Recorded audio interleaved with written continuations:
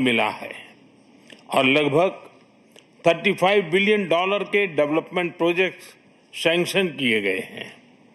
NDB को demand driven सिद्धांत देते हुए long term financial sustainability, healthy credit rating और मार्केट एक्सेस सुनिश्चित करने पर प्राथमिकता रहनी चाहिए।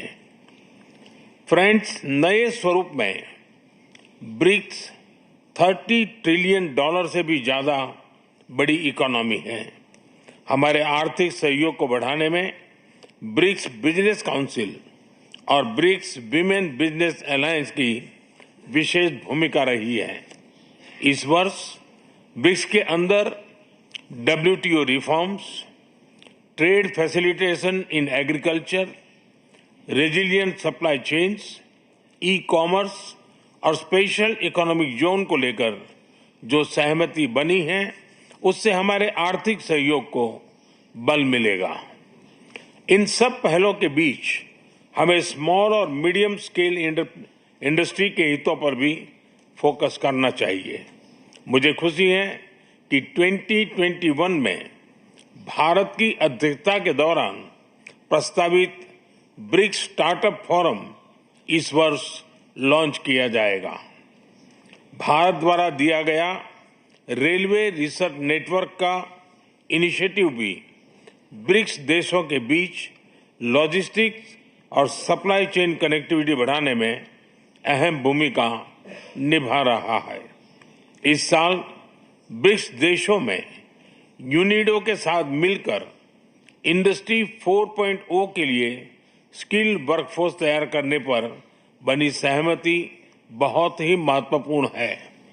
2022 में लॉन्च किया गया ब्रिक्स वैक्सीन R&D सेंटर सभी देशों की स्वास्थ्य सुरक्षा बढ़ाने में मदद कर रहा है।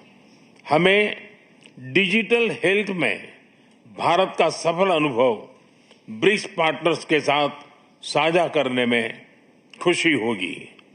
फ्रेंड्स, क्लाइमेट चेंज हमारी साझी प्राथमिकता का विषय रहा है। रूस की अध्यक्षता में BRICS open carbon market partnership के लिए बनी सहमति का स्वागत करता है। भारत में भी green growth, climate resilient infrastructure और ग्रीन ट्रांजिशन पर विशेष रूप से बल दिया जा रहा है। International solar alliance, coalition for disaster resilient infrastructure, mission life यानी लाइफस्टाइल फॉर एनवायरमेंट, एक पेड़ मां के नाम जैसे इनिशिएटिव लिए गए हैं। पिछले वर्ष COP28 के दौरान हमने ग्रीन क्रेडिट जैसे महत्वपूर्ण पहल की शुरुआत की। मैं ब्रिक्स पार्टनर्स को इन इनिशिएटिव से जुड़ने के लिए आमंत्रित करता हूं।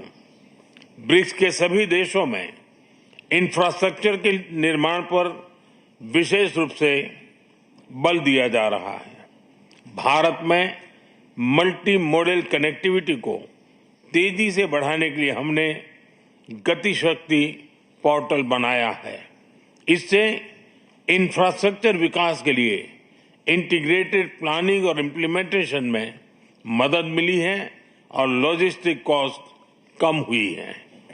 हमारे अनुभव आप सभी के साथ साझा करने में हमें खुशी होगी।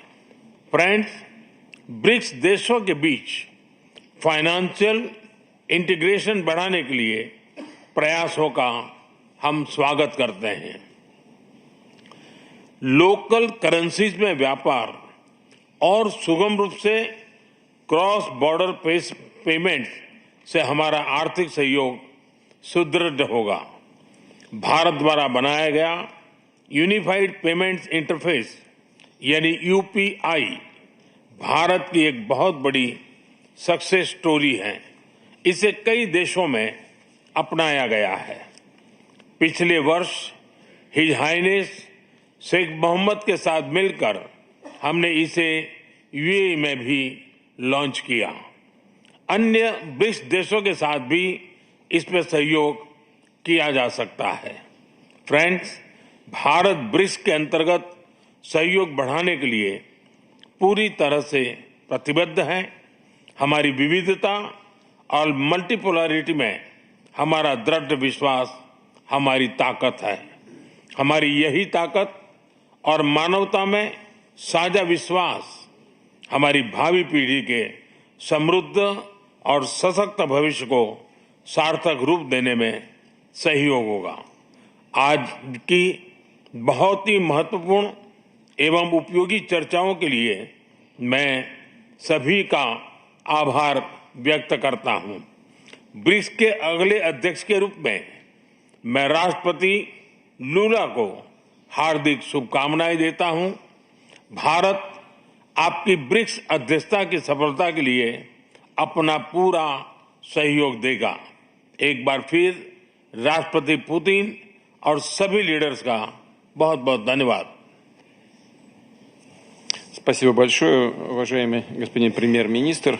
Мы все говорим о необходимости обеспечить высокие темпы экономического роста.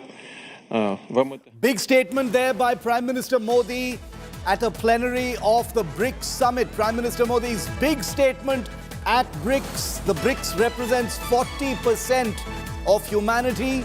Reiterates his comment about supporting dialogue and diplomacy and not war. This is after he made that comment directly to Vladimir Putin, the Russian president, yesterday. Also talks about the global south. Very, very significant viewer at a time when India is at loggerheads at one level with the West. Now seen with Vladimir Putin and Xi Jinping, two leaders who the West label as the most isolated world leaders. Prime Minister Modi talking about how the BRICS is now representing 40% of humanity. Talks about how the relationships between these three countries, the relationships between the countries of BRICS, Africa, Russia and India is going to be the future of geopolitics, the future of the international order. So a great deal of messaging coming in from the Prime Minister, where he talks about this is an era of peace, not of war. He talks about the need to stop the radicalization of youth. This is something that is a problem that Europe is facing in large measure right now. He also talks about how dialogue and diplomacy needs to be the way forward and not war. Remember, the Prime Minister had met the President of Iran yesterday. India has a very good relationship with the Israeli leadership as well.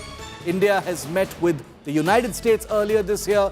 Today and yesterday was the third meeting between Prime Minister Modi and Vladimir Putin just so far this year. There have been two meetings between Modi and the Ukrainian President Zelensky. So whichever war the world is experiencing right now, Indian foreign policy positions this country in a unique way, insofar as being able to say that dialogue and diplomacy needs to be the way out and not confrontation. I want to bring in a quick word from Geeta Mohan, our foreign affairs editor, who's been tracking every part of this. Geeta, what stood out for you from what the Prime Minister has said at the BRICS?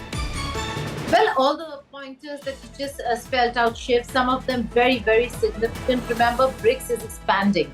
It is a counter, and it has become a powerhouse. Having countries not just like Russia, India, China, which was originally RIC, we've seen the expansion from there to Brazil, South Africa, now 5 more countries, which includes the UAE. So it is going to be very important to see what the conversations and what we'll get to learn after the sessions are over.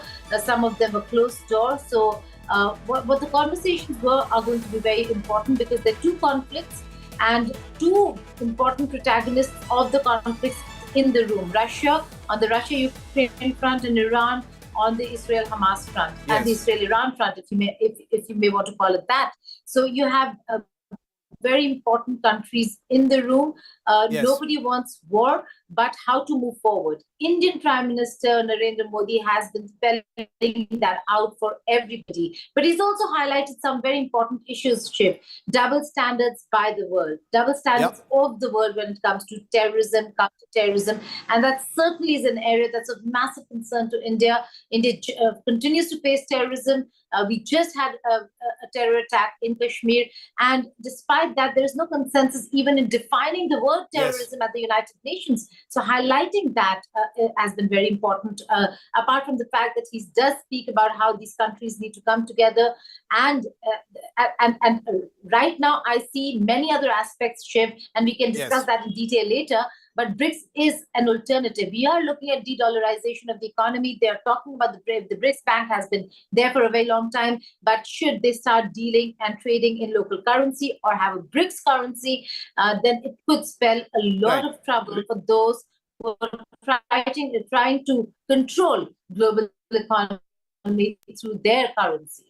The power of BRICS, the future of a international grouping that represents 40% of humanity, the double standards of the West, many, many big takeaways from the Prime Minister's address at the BRICS Summit. I want to introduce all of our guests joining us on this special broadcast this evening. Geeta continues to stay with us. Sana Hashmi, welcome. She's a visiting fellow with the Taiwan Asia Exchange Foundation. She's based in Taipei. Sana, good to see you. Lieutenant General D.B. Shiketkar is a former Deputy Director General Military Operations. He's a well-known commentator on all things strategic and military. Veena Sikri is a former Indian ambassador and diplomat and a commentator on international affairs. A very warm welcome to all of you. Over the next couple of hours, we are hoping to get very deep into the big Modi-Xi meet, and I'll get to that in just a moment, but I wanted to get some opening comments from our guests joining us now on what the Prime Minister has just said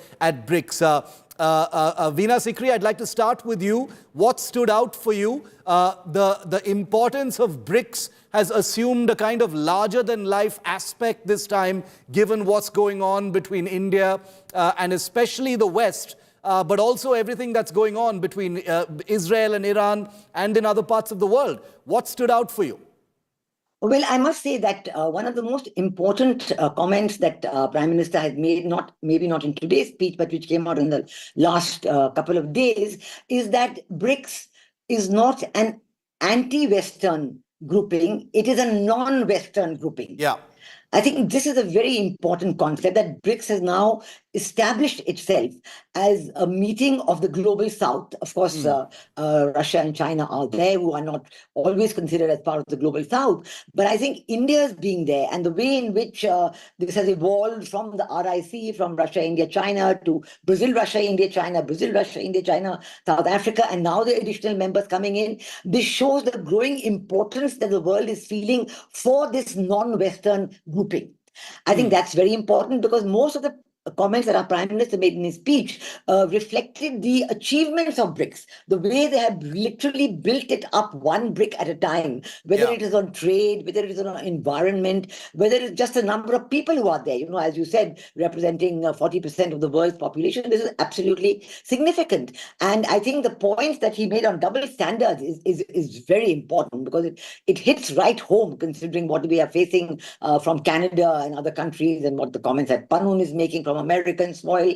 All these shows to us, and the respect that our Prime Minister is receiving in BRICS, not only from President Putin. They had a meeting yesterday, and again, President Putin said that he is, looking forward and welcoming Prime Minister Modi's role in resolving the Ukraine-Russia crisis. Then his meeting with the President of Iran. The President of Iran said the same thing about the West Asian crisis, about the Israel-Hamas conflict. So I think that our Prime Minister's very significant role in this meeting of BRICS as the leader, the outstanding leader of the moment, the way he is being welcomed as a person who can resolve global problems, whether it is in Ukraine, Russia, or the Middle East, the way that he has explained how India has contributed to the building up of BRICS. This is very important. Whether he was talking about financial transactions, financial infrastructure, digital payment infrastructure, whether he was talking about the contribution on green energy, contribution on the environment, and welcoming other BRICS countries to join and add their contribution. So he is obviously focusing that BRICS has done a lot to do more, to be a relevant player.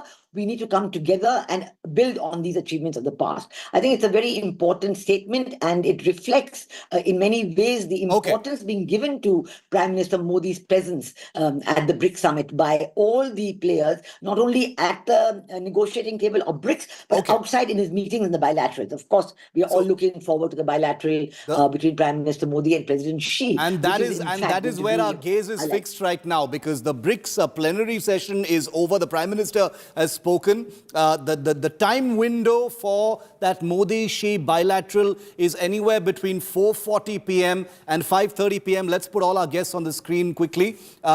Bringing in Lieutenant General Shiketkar for a quick comment on this. General Shiketkar, the Prime Minister, not for the first time. Let's put all the guests on the screen quickly. General Shiketkar, the Prime Minister, not for the first time, has said, dialogue and diplomacy needs to be the way forward, not war. Very important in the context now, especially given that the Indian and the Chinese leadership are about to hold a long-expected bilateral that is going to happen now after the two sides have announced some kind of resolution. All disclaimers apply. There is no euphoria that we are certainly reporting. We are very cautious when it comes to reporting anything pertaining to China. But your opening comments, sir, as we count down to the Modi-Xi handshake.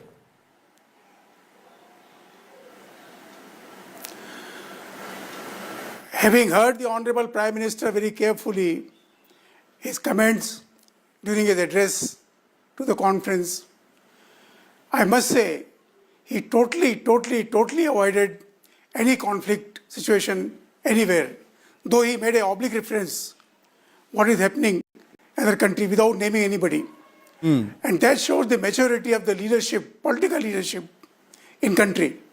Secondly, what will be discussed between the Prime Minister of India and the President of China after some time will be totally a different issue.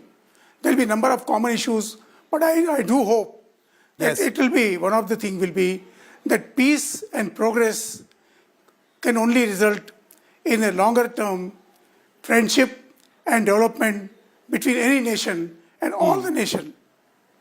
That is probably going to be the theme.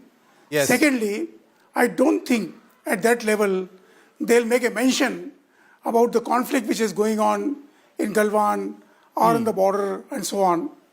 Because we must remember that just in 2019, when the President of China came to India, in Tamil Nadu he was hosted.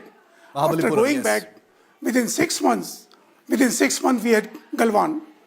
So therefore, I think this reference will hold good, but without naming anybody and without saying so. What transpires between the two of them at an individual level will be a different thing. I don't think any communication will be issued on that thing as to what they discussed, but it is reasonable to assume, having been the student of the international science and the strategy, it is reasonable to assume that some oblique reference will certainly be made by India that in case the two countries have to progress forward together, conflict is not the answer. Conflict has never been the answer to any situation. And that is how probably the dialogue Let me bring Sana Hashmi in also for a quick opening comment before we hopefully get some live images from Kazan of the Indian Prime Minister and the Chinese President. Sana, you've been, very correctly, and I agree with you, noting sound of caution as far as India and China are concerned. The surround sound, has cleared the decks for some kind of a resolution. We affirm that this is going to be a long, arduous, complicated, and by no means straightforward process towards de-induction, de-escalation and disengagement. But where do you stand on this particular meeting itself? If we zoom in now to Kazan, to this handshake that's expected between Modi and Xi, what do you expect to see happen? I think it's definitely a huge development. Specifically, Prime Minister Modi is meeting President Xi after 5 years. And if we look at it, other world leaders have actually met Xi Jinping. So this is not something that is not supposed to happen. So I do believe that that's a good development. But when we talk about the recent agreement and the prospects of India-China relations, I'm not very optimistic. It's just a CBM. Facts on the ground hasn't changed and it is not going to change. So it's just an agreement. It's not the border dispute resolution. We are definitely going to see the standoff as well. So I think the idea was to normalize and stabilize the relation. And this meeting was very important in that context. And I do believe that this is a step in the right direction. A step in the right direction. The mood on the ground has been set. Gaurav is live with us from Kazan, where that milestone handshake will be taking place between the two leaders in just a few minutes from now. Gaurav, to set the context of this meeting, the two sides had talked about a phased kind of resolution where a long journey towards normalization of border ties will take place, particularly in eastern Ladakh. What have you been hearing over the last 48 hours since it became clear that the two leaders were going to meet? What are the two sides saying in Kazan, Gaurav? As far as the Indian side is concerned, there is cautious optimism or there's realization that China is reading the writing on the wall. If China thought India will buckle under pressure, roll over and play dead, that clearly did not happen.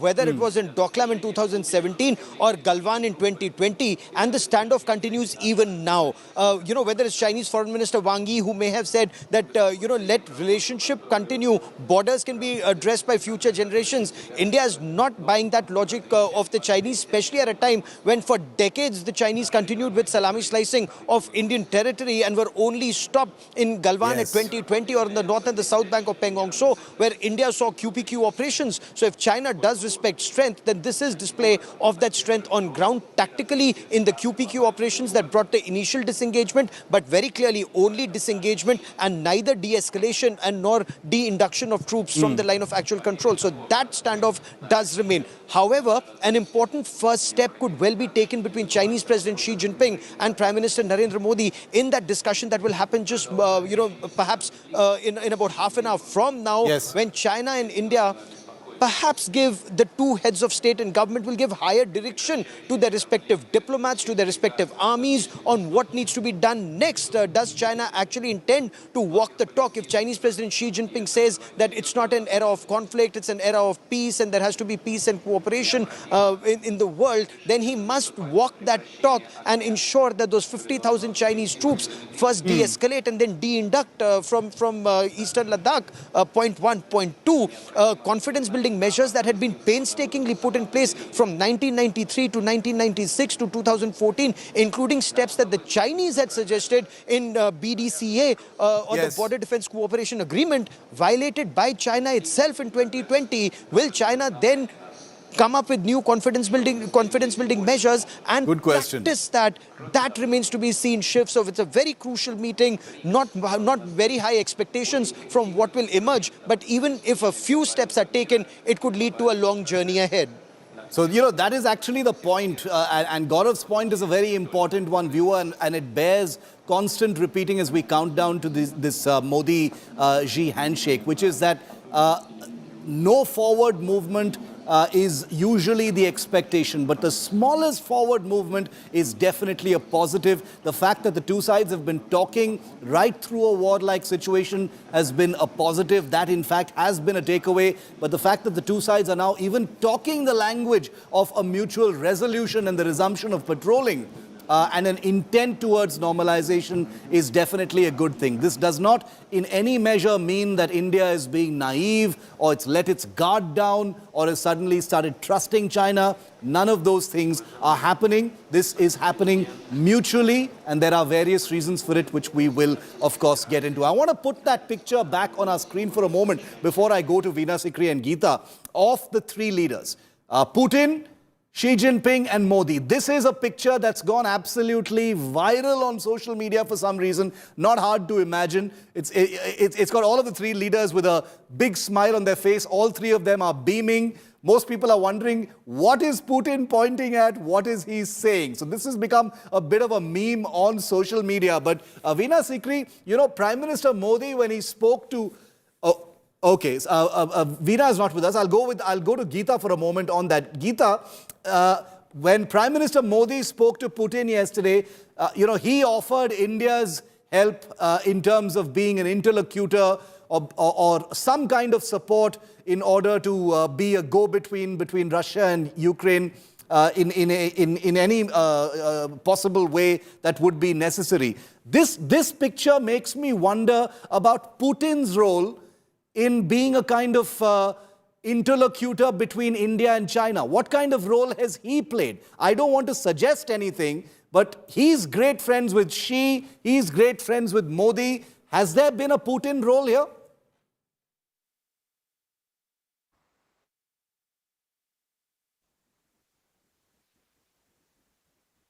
Geeta, can you hear me? Yeah, I can Okay, hear we you don't now, have- Shiv. I got your question, so just, Yeah. talking. Can you hear me? We can hear you. Go ahead, Geeta. Okay, very interesting, Shiv, that you talk about the picture. It's very, very important and significant because while everybody talks about Quad leadership and the photographs and, where India is placed and where the United States of America is, so on and so forth, this picture, Shiv, is very important because it's the original RIC, it's the Russia, India, China that had always bothered the West, that had always bothered countries who do not think the same way as Russia or China does, or for that matter, India even. And on many counts, especially in most of the conflicts, most of the areas where the West has stakes and has entered wars, it's Russia, China, India, interestingly, who have the same foreign policy, who have always been on the same page, although bilaterally they might not agree on many things, especially China and India. India, again, very uniquely positioned, has great ties with the West, but also this picture speaks volumes. And you're rightly saying it when you say that while India is offering a helping hand in resolving the Russia-Ukraine war, look at this picture where it almost seems like President Putin has brought China and India together at a very critical juncture. Now, a lot of people say forward movement, small steps are big when it comes to India and China. Yeah, but the fact is that there's one very important thing that has happened over here, that India has not bowed, that India did not give in, that India did not bow down, did not give land away, saying, okay, let's negotiate. And then the negotiation goes on forever. They stuck their ground. They said that unless and until this issue is resolved, there is going to be no forward movement. Now, we do not know whether if there's going to be any phased manner. And, China's response has been ambiguous. Okay. They said phased manner. Now, phased manner for China can be 6 months, a year, or maybe a decade. We do not really know. But the fact is that India is not budging. That's the story over here. And very interesting to see Putin play that mediator in many ways than one between China and India. Most definitely. Sana, your thoughts on that? The kind of role that Putin has played in Modi and Xi getting ready to shake hands now? Please think that it is playing a role and it wants to play a role, because if you look at it, it's definitely not in Russia's interest when India is moving towards and more aligned with the West. So this idea that, in fact, Prime Minister Modi is also seen as a peace broker, primarily with Russia-Ukraine crisis. So perhaps with China and India, this would be the major achievement of Russia. If India, China sits on the negotiation table and talk about their differences and, if at all, being able to resolve their differences. But definitely it's in the interest of Russia. It's because if there are differences with China, that means India will be much more aligned with the West now it is. Look at the rejuvenation of the quadrilateral dialogue. Active, proactive role in the Indo-Pacific region. This is primarily because of China. And this is something that is not in the interest of Russia. General Shiketkar, Putin's role in this, unexpected thaw that we are seeing right now, obviously those who are watching these developments closely, are making very good sense of it. As Sana said, the fact that there is the Quad, there is the emerging India-US relationship. It is in Russia's interest to make sure that relations between India and China don't deteriorate further. So how do you see Putin's role here? He's very much living up to that role in those pictures that are coming out from BRICS.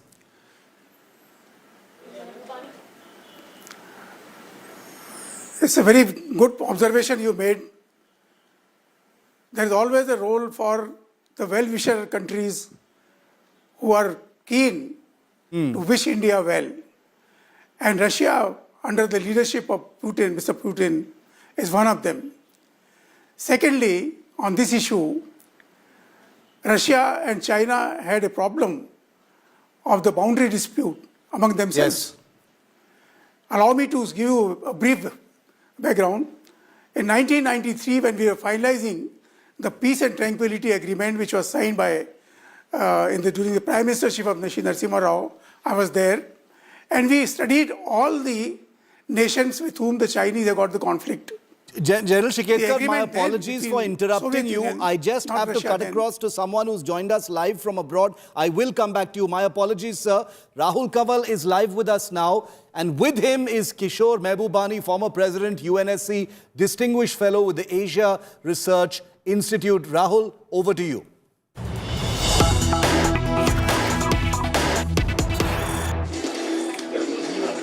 The big question at play at the moment in geopolitics is whether the BRICS can serve as a counterweight to Western institutions. So far, the one equation that was holding BRICS back was the chill in India-China ties, which now seems to have thawed a bit as a result of the India-China bilateral, and also the fact that there is disengagement happening along the line of actual control between the People's Liberation Army and the Indian Army. What does this mean for the global high table and the manner in which it could potentially get remade? Joining us to talk about this is somebody who has a good understanding of everything that's going on in the global south. Former President of the United Nations Security Council, one of Asia's best-known diplomats, Kishore Mehbubani, now joins us from Singapore. Mr. Mehbubani, welcome and thank you for your time. So far, BRICS was seen as a non-cohesive, non-aligned grouping of countries which couldn't come together with a defined agenda. Do you think with ties between India and China now showing a thaw, BRICS could really be coming of age, that this Kazan summit chaired by Russia is really the one opportunity where BRICS emerges as a genuine counterweight to the Bretton Woods institutions created after the Second World War? Well, there's absolutely no question that this meeting between President Xi Jinping and Prime Minister Narendra Modi is a very big deal, okay? This is what they call one of those earth-shaking moments where history turns. Because at the end of the day, if China and India don't get along in the 21st century, we won't have the Asian century. But if China and India they will not become good friends, by the way. But if they can get along and work with each other on their common global interests, then I think it changes the course of world history. And certainly one of them clearly is the fact that power is shifting from the West to the global South. This is inevitable. The West makes up 12% of the world's population. The West make up 88% of the world's population. So it's quite natural for the 88% to become more assertive in their demands. And so BRICS clearly is one of the vehicles that is used by the global South to express its views. And clearly, with China and India coming together, the weight of BRICS is going to be heavier. And here, as an aside, when you try to figure out what really happened behind the scenes, I sometimes wonder whether chance events like what happened between Canada and India may have been a sort of an influencing factor, because it's a reminder that India also needs to develop lots of options. So let's take it one by one. You've said a lot which needs to be unpacked. You're calling this a significant history-turning moment. That's big and momentous. The biggest question in India, Mr. Mehbubani, is can the dragon be trusted? The PLA came in unannounced, uninvited, building up positions along the line of actual control in territory India considered part of its own area, borders which were disputed, which were patrolled by both countries, and they came and they positioned themselves. Then that's where they've been for 4.5 years. Now, as unexplained as was their ingress, is their exit? The biggest question is, how do we know that this disengagement is lasting? It is a genuine pivotal moment, as you're suggesting. And it's not just tactical, because China at this moment faces internal challenges of its own. Unemployment, a slowing economy, a real estate bubble, a stimulus which isn't been quite as dramatic as China would have expected, or Xi Jinping would have expected. So he has internal challenges. So how does India and the Indian people, the Indian government, the Indian army, can they trust China? Well, Rahul, I've studied geopolitics for over 50 years. And the biggest lesson I've learned is that countries should not base their relationships with each other on trust. The only thing that matters at the end of the day is national interest. I think, as you know, Lord Palmerston said so. And at the end of the day, it's not trust that will bring together China and India. It's a convergence of interests on both the sides. And you're right, by the way, that China is having certainly some short-term difficulties with its economy, and certainly you'll be looking for options. But it's also important to bear in mind, Rahul, that when you deal with China, unlike the United States, which is thinking about the next week, next year, maybe next 4 years, the Chinese are always thinking 10, 20 years ahead, and what kind of world is emerging over the next 10 to 20 years. And clearly, the Chinese still believe that time is on their side. Over time, the economy will grow slowly, but it continue growing. And as you know, it is already the world's #1 manufacturing power. And indeed, that's where there might be a convergence of interest between India and China, because India has a tremendous potential to emerge as a manufacturing power. But to do that, you need components, you need technology, you need investments. And it's good to have as many sources as possible, including China. So I would say at the end of the day, relations between China and India will be determined not by trust, but by convergence of interests. Of course, by the same time, you do need to have, and this is having been a diplomat for 33 years, you need to have a certain degree of a personal relationship. Again, not trust, but an understanding of each other. And that's what this meeting will be good for. No, but we've been down that road earlier at Mahabalipuram, at Xi'an in China, on the riverbank of the Sabarmati.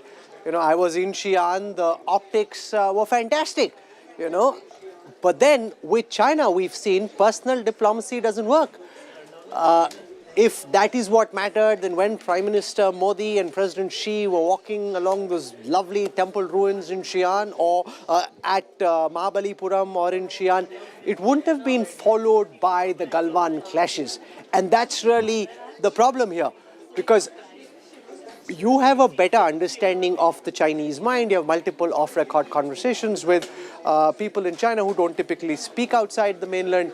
What's your understanding of why they've now agreed to this disengagement? And from what I've heard from the foreign minister, to going back to the pre-Galwan 2020 status quo ante, which was so far what India was asking for the last 4.5 years, and China wasn't agreeing. So if it does pan out in the way that is being suggested by leaders in both Beijing and Delhi, then what has changed now for China to accept to do something which they were refusing to do for 4.5 years? Well, by the way, for a start, let me just emphasize that lots of leaders have falling out and then they get together again. As you know, President Joe Biden came into office saying that Mohammed bin Salman of Saudi Arabia is a pariah. I'll have nothing to do with him. And you know what? President Joe Biden went to Saudi Arabia. So, among leaders, it's not the personal relationships that matter. It's the overall interests that always are the defining factor. And here, by the way, I'm very happy to hear that we are going back. Both China and India have gone back to where they were before Galwan. And I think it's very important to establish the basis on which now things can move forward. But as you know, there are solutions to border problems, At the end of the day, China and India are very large countries. They're not small countries. And the amount of territory involved, if you leave aside Arunachal Pradesh and Aksai Chin, which, as you know, are two separate issues, the issues at contention on the border are not significant. And by and large, most countries find ways and means of compromising. Russia and China, as you know, had very difficult relations for a long time. The Soviet Union came close to attacking China in 1969 over the border issue, but then they settled. They gave in. They both sides settled. China and Vietnam, as you know, have had a very difficult relationship. In fact, for over 2,000 years, and Vietnam was occupied by China for 1,000 years. And guess what? They also settled the border. So there are ways and means of settling these things, if with a certain degree of understanding on both sides. And at the end of the day, in geopolitics, when two great powers meet, they must look at the global picture. And as part of the global picture, one element is the border. It's very significant, but it's not the only element. Now, I'll give you another example. Let's say a major war breaks out, right, between Israel and Iran, and oil prices shoot through the roof. You know which two economies are going to be hurt the most? China and India. They're both net oil importers. They're not exporters. The United States will benefit, by the way. The United States is net oil exporter. No, so let's spend some time on President Putin's agenda. One of the big things that President Putin is putting front and center of the BRICS agenda is trying to smash the monopoly of the US dollar. The de-dollarizing global trade and global finance is clearly an important part of Vladimir Putin's agenda. China wants it as well. The one currency at this moment which has the potential of being an alternative, even though there aren't free capital flows, and China has a lot of restrictions on how the yuan moves globally, but is the renminbi. Now, why would a country like India accept having the yuan as an alternate to the dollar? That's like putting your heart or your money in the hands of a country you simply cannot trust. So a lot of the BRICS agenda, Ambassador Mehbubani, is such that at some level, okay, so you can thaw the ice, but can there be this bare, warm hug like you would have between Prime Minister Modi and Vladimir Putin, which is on our screen right now, even between Biden and Prime Minister Modi, Putin or Harris, whoever, with China? The equation is frankly quite different, sir. By the way, de-dollarization is not going to happen anytime soon. You know, in my book, Has China Won?, I explain at great length, you know, the US dollar is unshakable.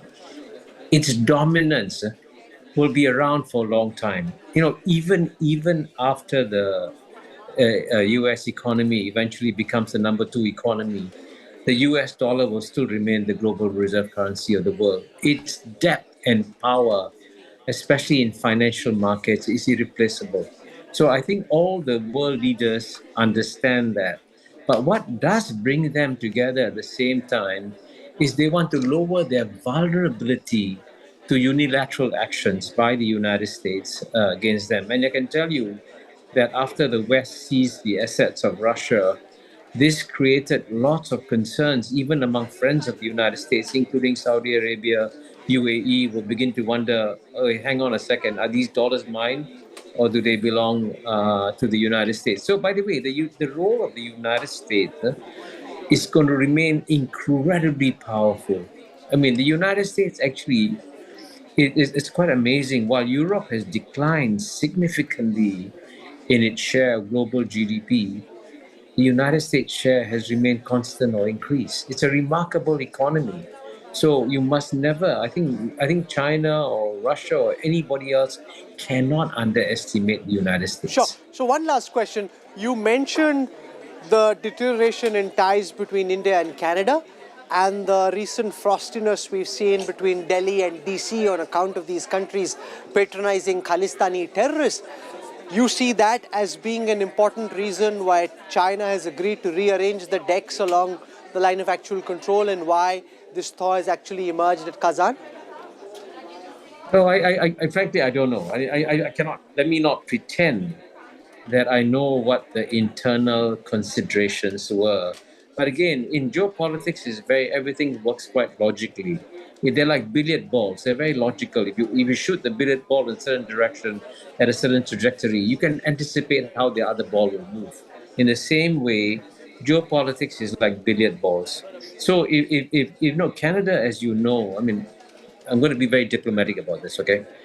Is very sensitive to American interests. They would never have arrested the Chinese national if Washington, D.C. hadn't told Canada, you better go ahead and arrest this Chinese national. Sure. So Canada is very, very sensitive. So I'm very puzzled that Canada is taking such a strong line against a good friend of the United States. So I kept asking myself, what's going on here? What's the signal?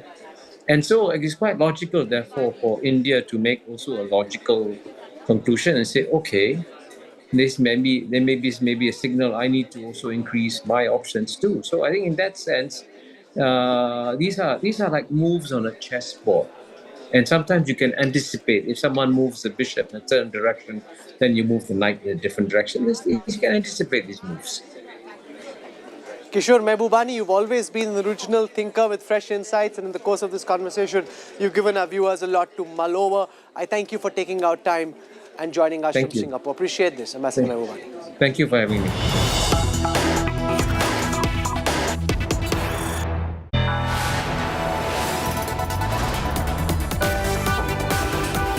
You are watching India Today.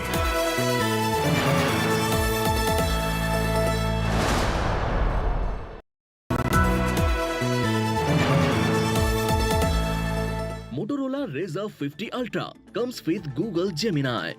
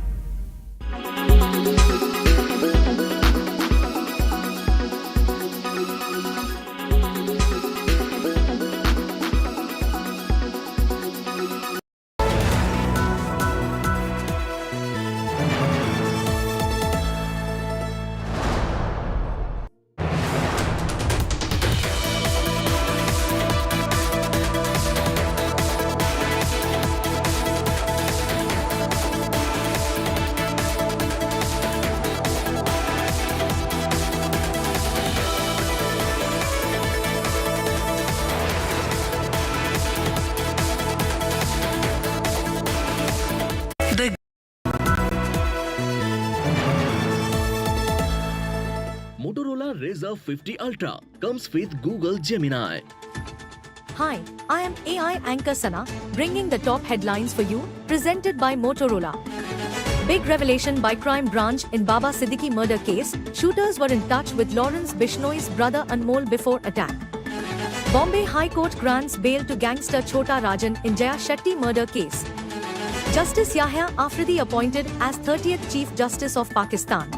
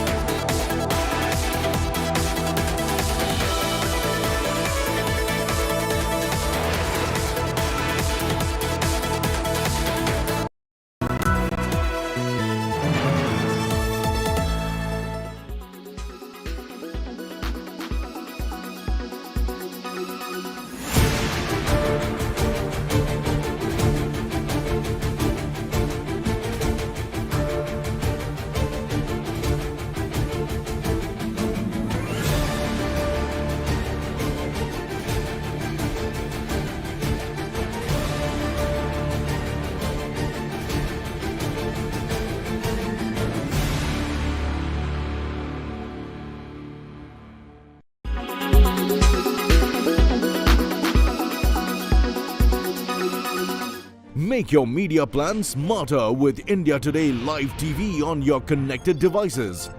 Amplify your brand with 100 million smart internet viewers. To advertise, mail us at sales@aajtak.com.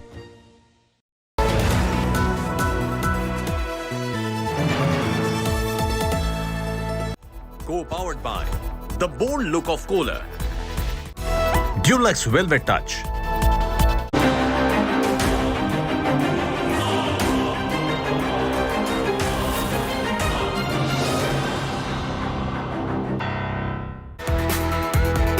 All eyes are now counting down to the big Modi-Xi Jinping bilateral meeting and handshake, the first time that the two leaders will be meeting since the world's largest military standoff between India and China kicked off in May 2020, just 6 months after the last time that the two leaders had met in Mahabalipuram on the outskirts of Chennai. We'll be decoding what the handshake means with a heavy dose of realism, data and analysis. Thanks for being with me. I'm Shiv. Here are the headlines before now. All eyes on the mega India-China bilateral. Modi-Xi Jinping to hold talks in Kazan. They'll be speaking for about 40 minutes behind closed doors. This is, like I said, the first meeting between the two since the standoff began.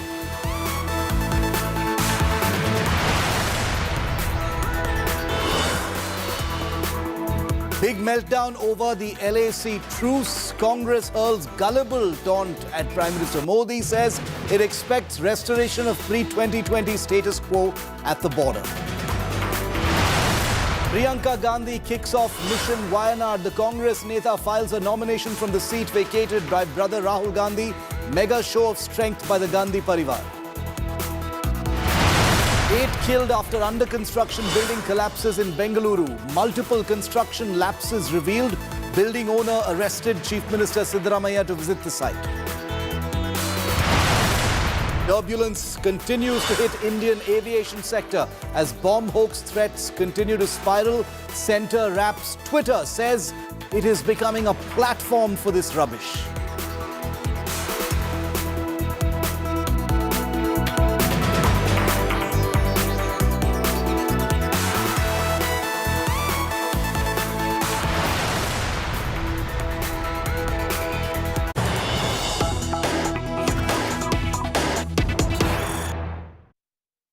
And we are standing by now for that big bilateral between Prime Minister Narendra Modi and President Xi Jinping of China. It will happen any minute now. The main sessions of the Brics Summit involving all the other leaders is underway. It's about to wrap up in Kazan, Russia.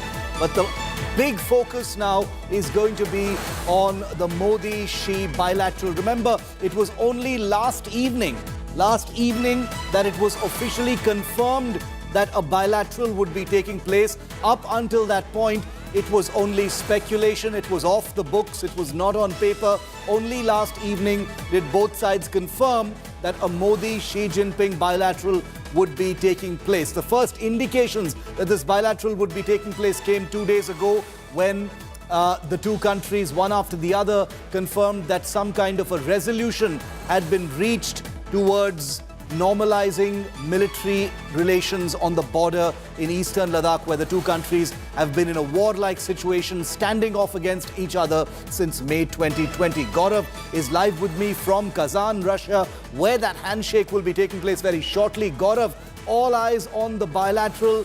Give us a sense of the mood on the ground.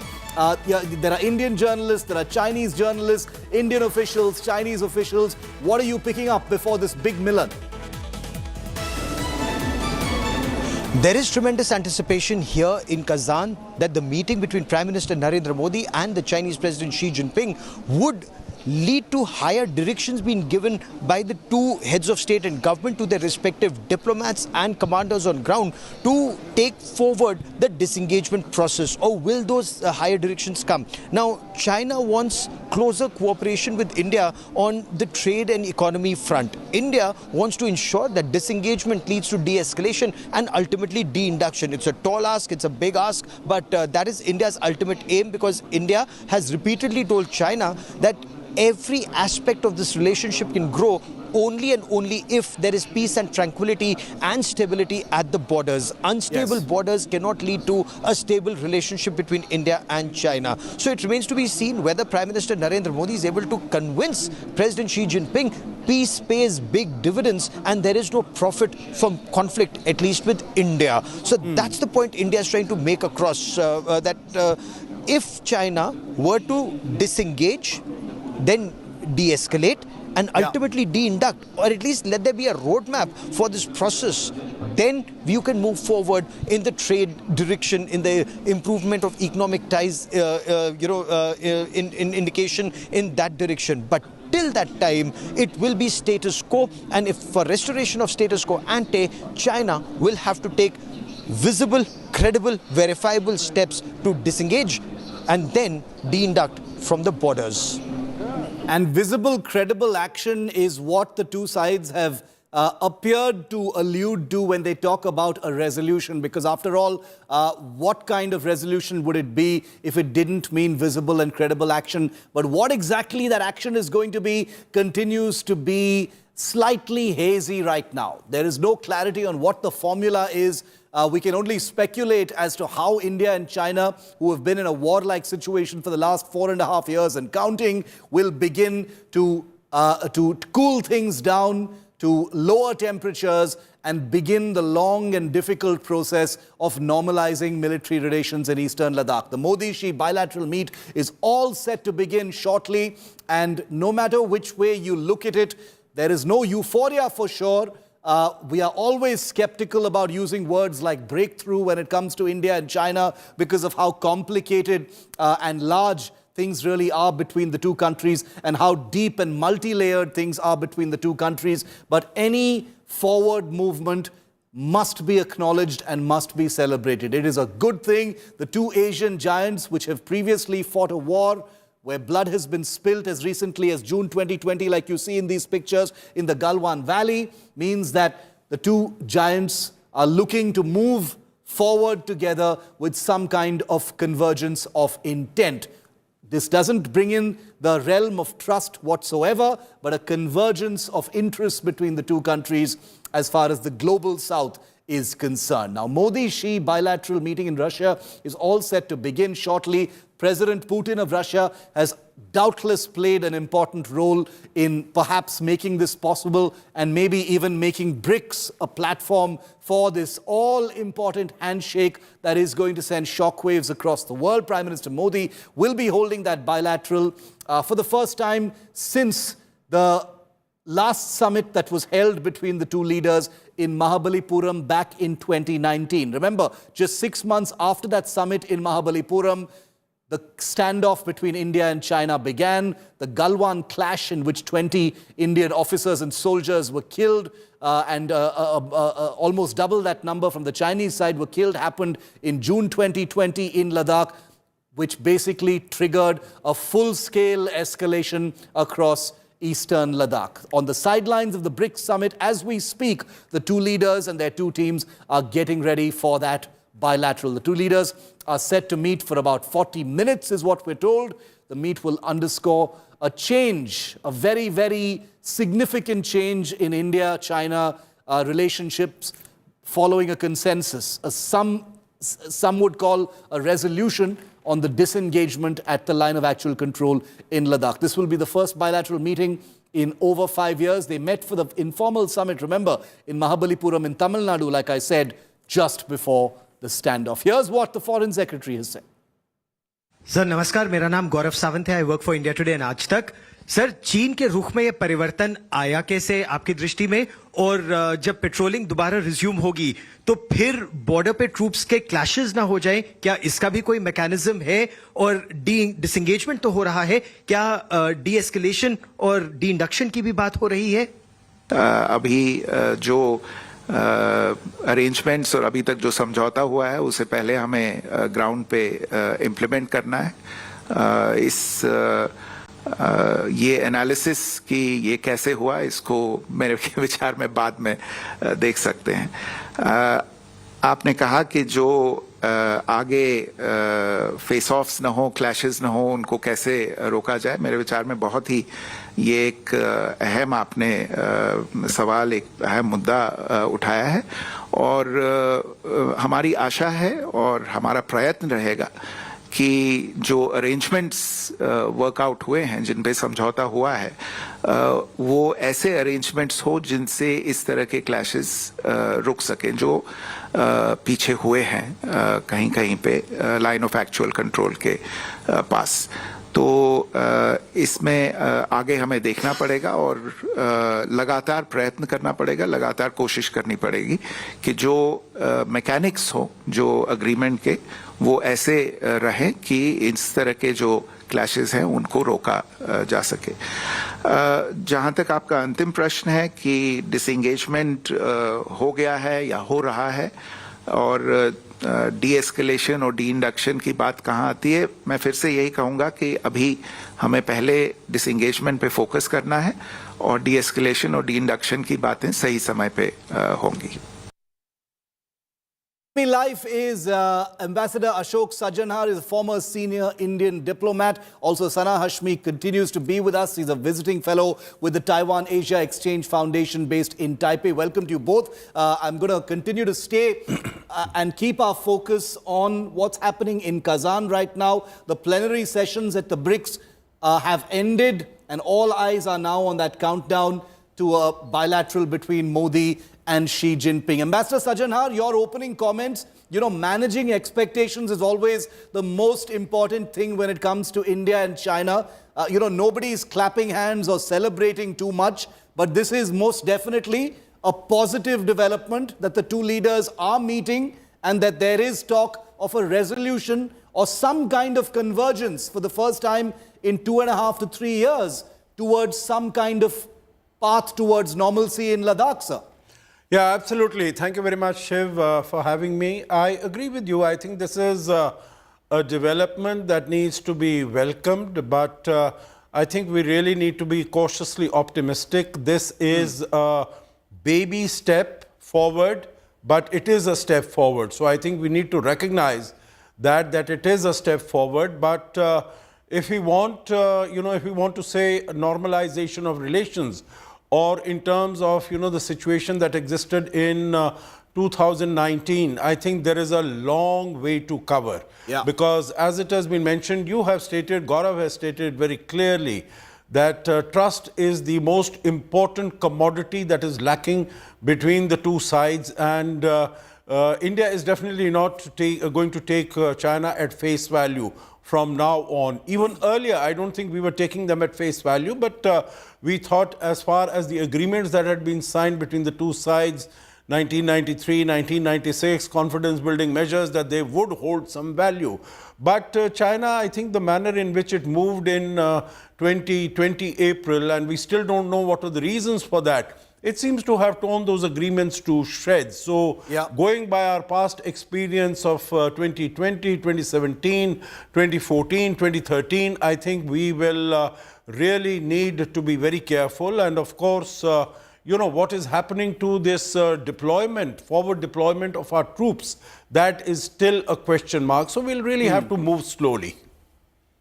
We do have to move slowly. Expectations need to be very, very realistic. There is no room for any kind of innocence or naivety. I would go a step further and say that trust doesn't even enter the equation anymore, really. That only strategic dissuasion, convergence of interests really between the two countries can sort of keep the peace. So that's what needs to be aimed at.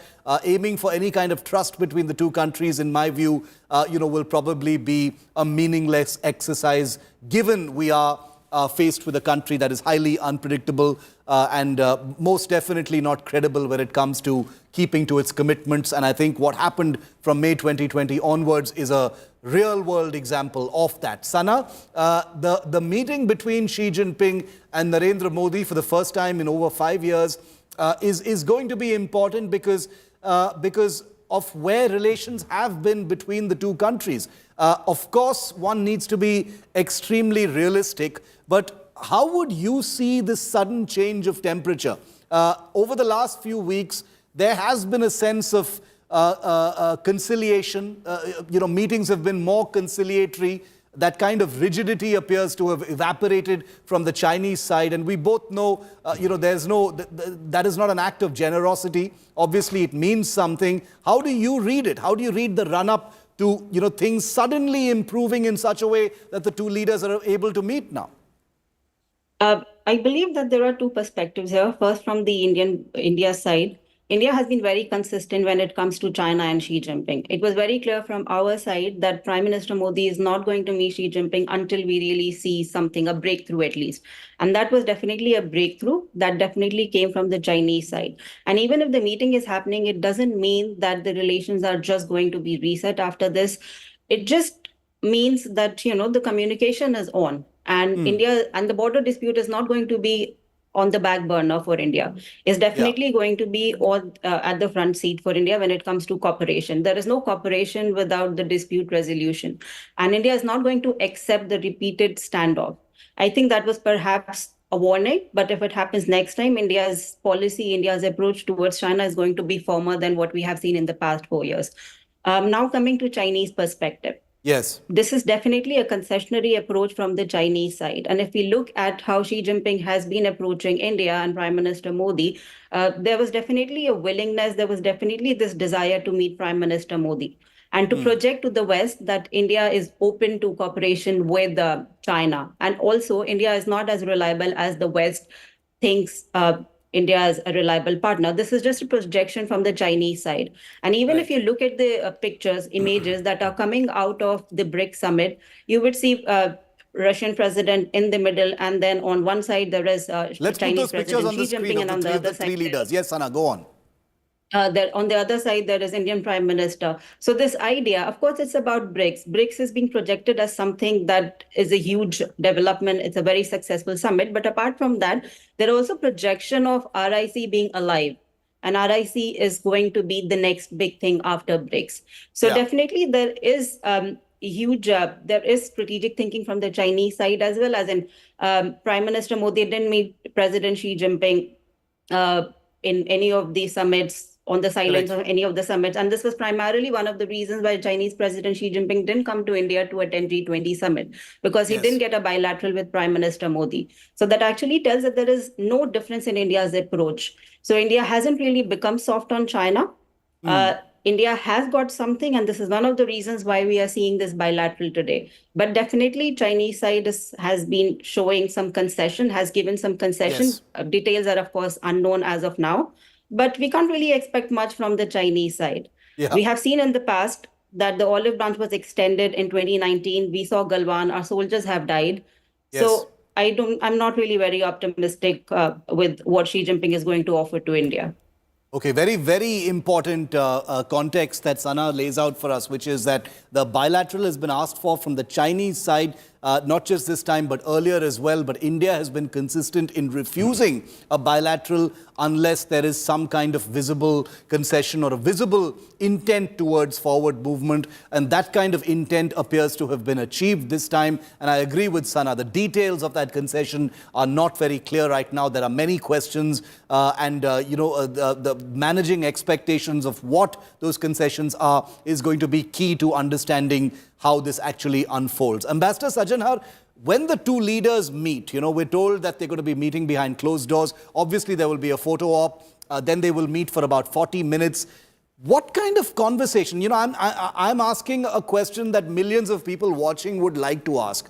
What kind of conversation takes place behind closed doors between these two leaders in the context of what has happened over the last 4 years? A war-like situation, bloodletting in Galwan, like Sana referred to, now a sudden intent towards normalizing things. From a diplomatic perspective, you've been a diplomat, you've been in those closed doors rooms where discussions like these have happened. What would the two leaders potentially talk about?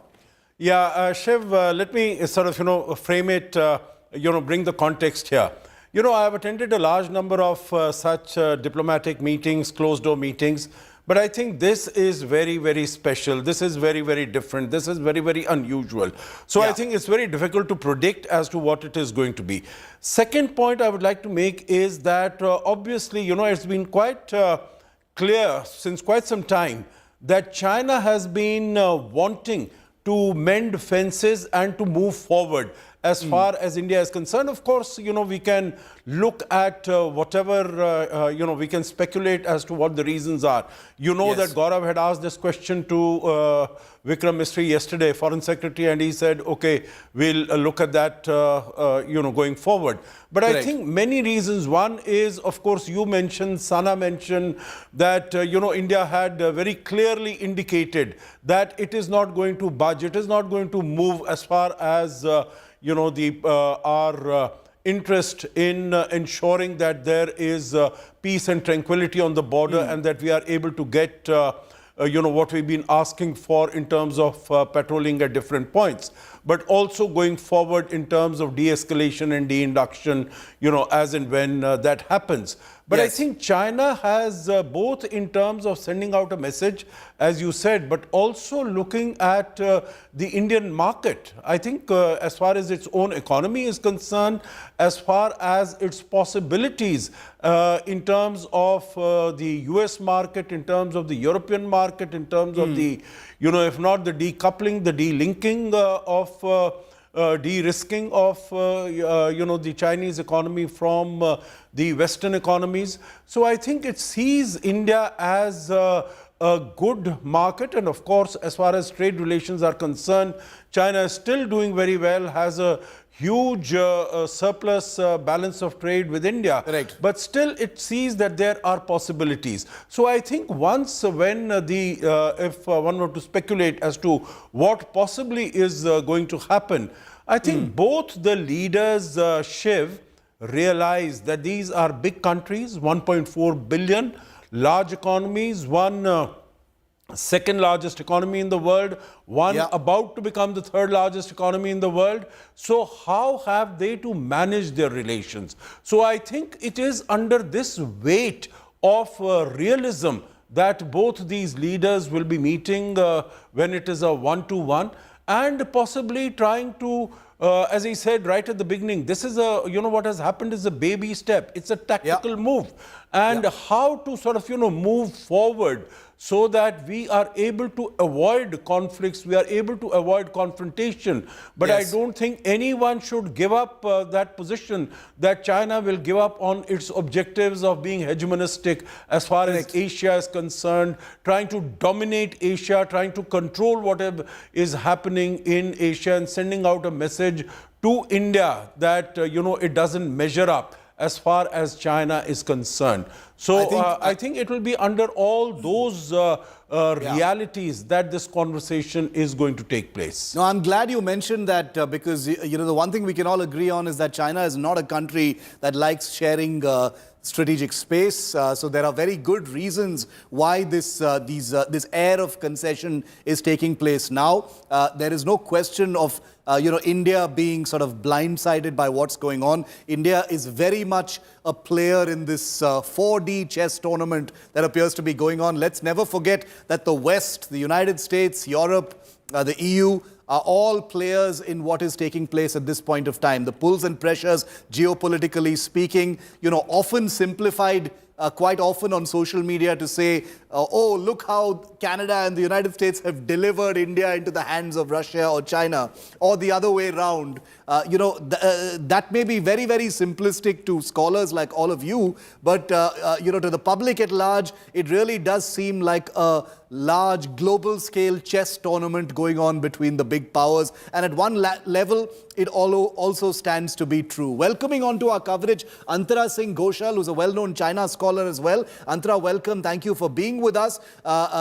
Your comments as we count down, Antara.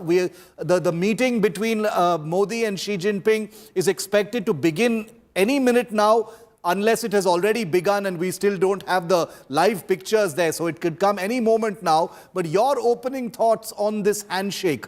Here on India Today, we're not bursting crackers. We're not saying, hooray, this is a great big achievement by the two countries. Lots of, realism in our coverage. What do you think about it, Antara? Opening comments. Yeah, hi, thank you, Shiv. And what I'm getting from looking at the Chinese media and how they are reacting to it, there have been an editorial in Global Times which says that it is an opportunity which is worth cherishing. And I do agree to it that it is a rare opportunity. And, without being very excited about it, we should be cautiously optimistic about it. Yes.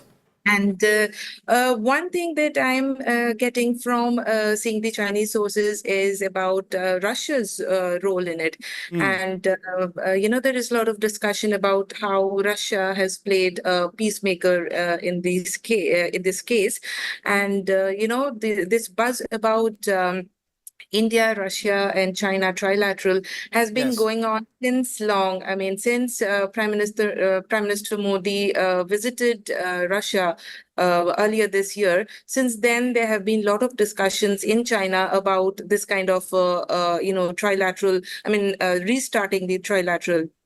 And one of the reasons why China thinks that, why China is interested in this kind of a trilateral is that, of course, the changes in the international situation, about the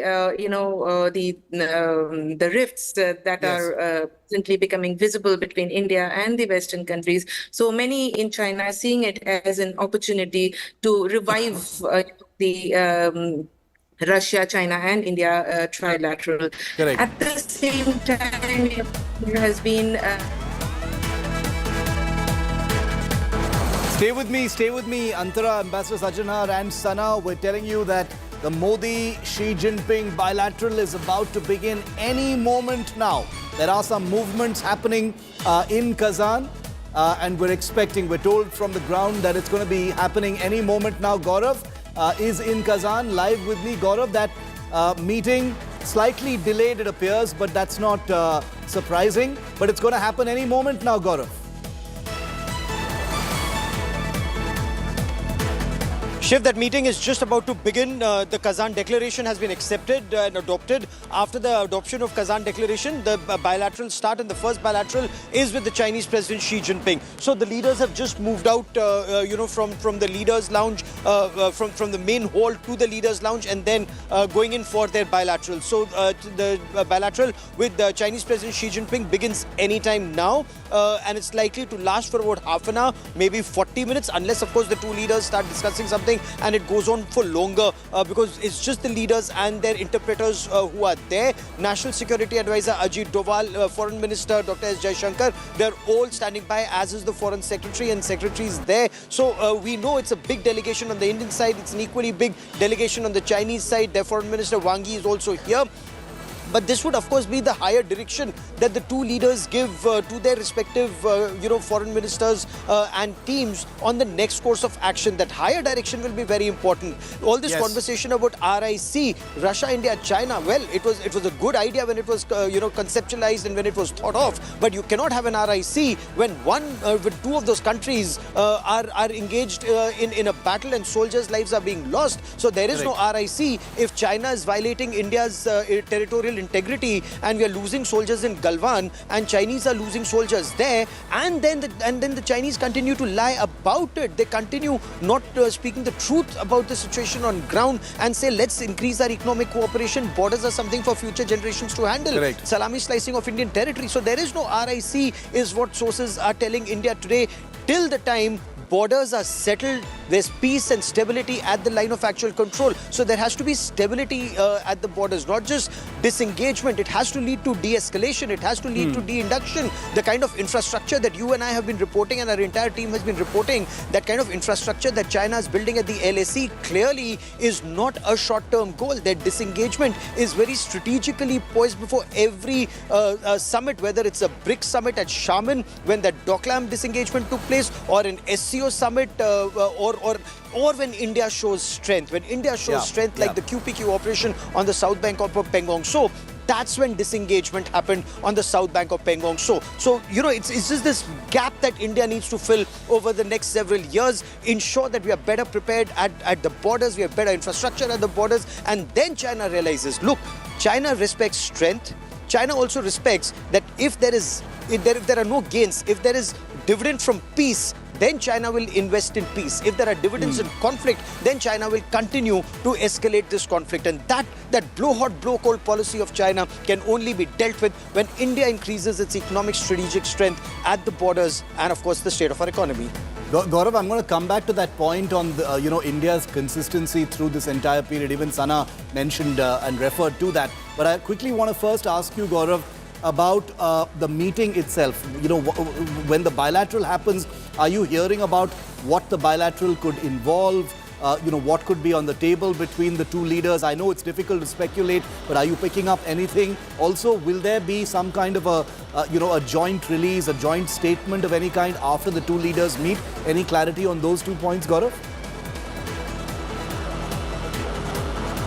So there will be a press conference by the Foreign Secretary, Vikram Misri, we are told, immediately after that bilateral. And we've been told to be there for that press conference in that meeting room immediately after the bilateral is over, because the Prime Minister then has a series of other quick pull-asides and bilaterals, and then he planes for India later this afternoon. He'll be in India closer to midnight tonight. So yes, we will know details of what transpired and what they want the two sides to know. Point one. Point two, is there an agenda of this bilateral? At least it hasn't been put out in public domain. The two sides have remained engaged. You remember last 3 days, you and I have been talking very extensively. Will there be a pull-aside? Will it be just a pull-aside? Will it be a proper bilateral? What's the agenda of the bilateral? And diplomats we spoke to constantly, they kept saying, wait, yes, it will happen. We are just working out the time. The moment that time is sorted out, we'll let you know more details. So in about an hour from now, Shiv, there will be more clarity whether this was restricted just to easing the situation at the borders, or does it also entail, India getting greater access to the Chinese market? That's something that India has been wanting for quite some time. And whether this leads to stability in that relationship. So far, there have been no indications, no positive indications that there could be something wider, strategic that could emerge from this. There could only be some tactical gains. But then you see, now India has also learned to keep our expectations very low when it comes to an India-China standoff at the LAC.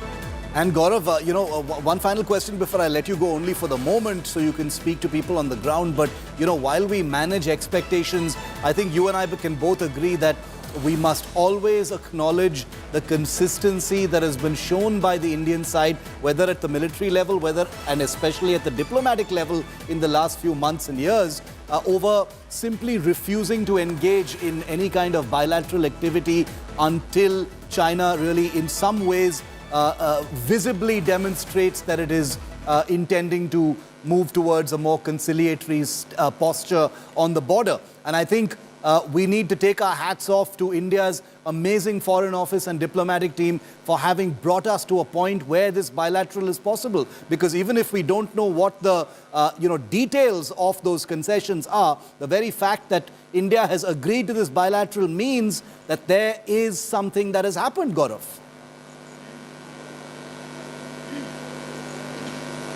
Shiv, you're absolutely right, and there are multiple factors that go into this.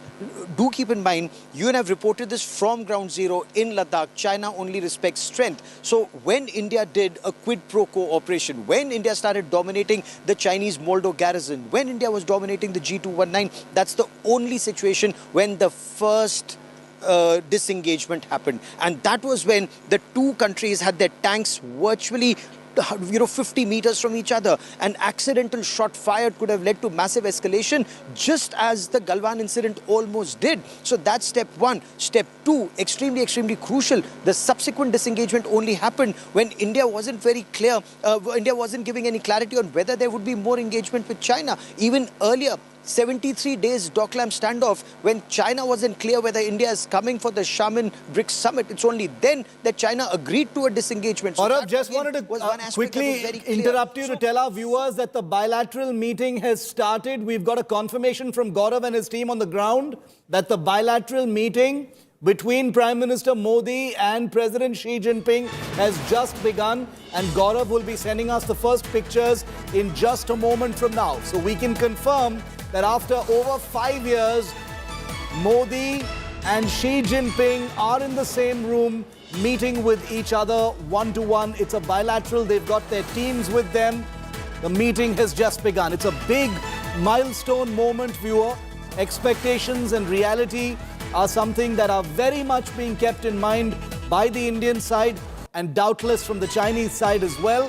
But the fact that these two leaders representing two countries that have been in a military standoff, in a war-like situation for 4.5 years and counting means that some forward movement is to be expected. Gaurav, confirmation coming in that bilateral has begun.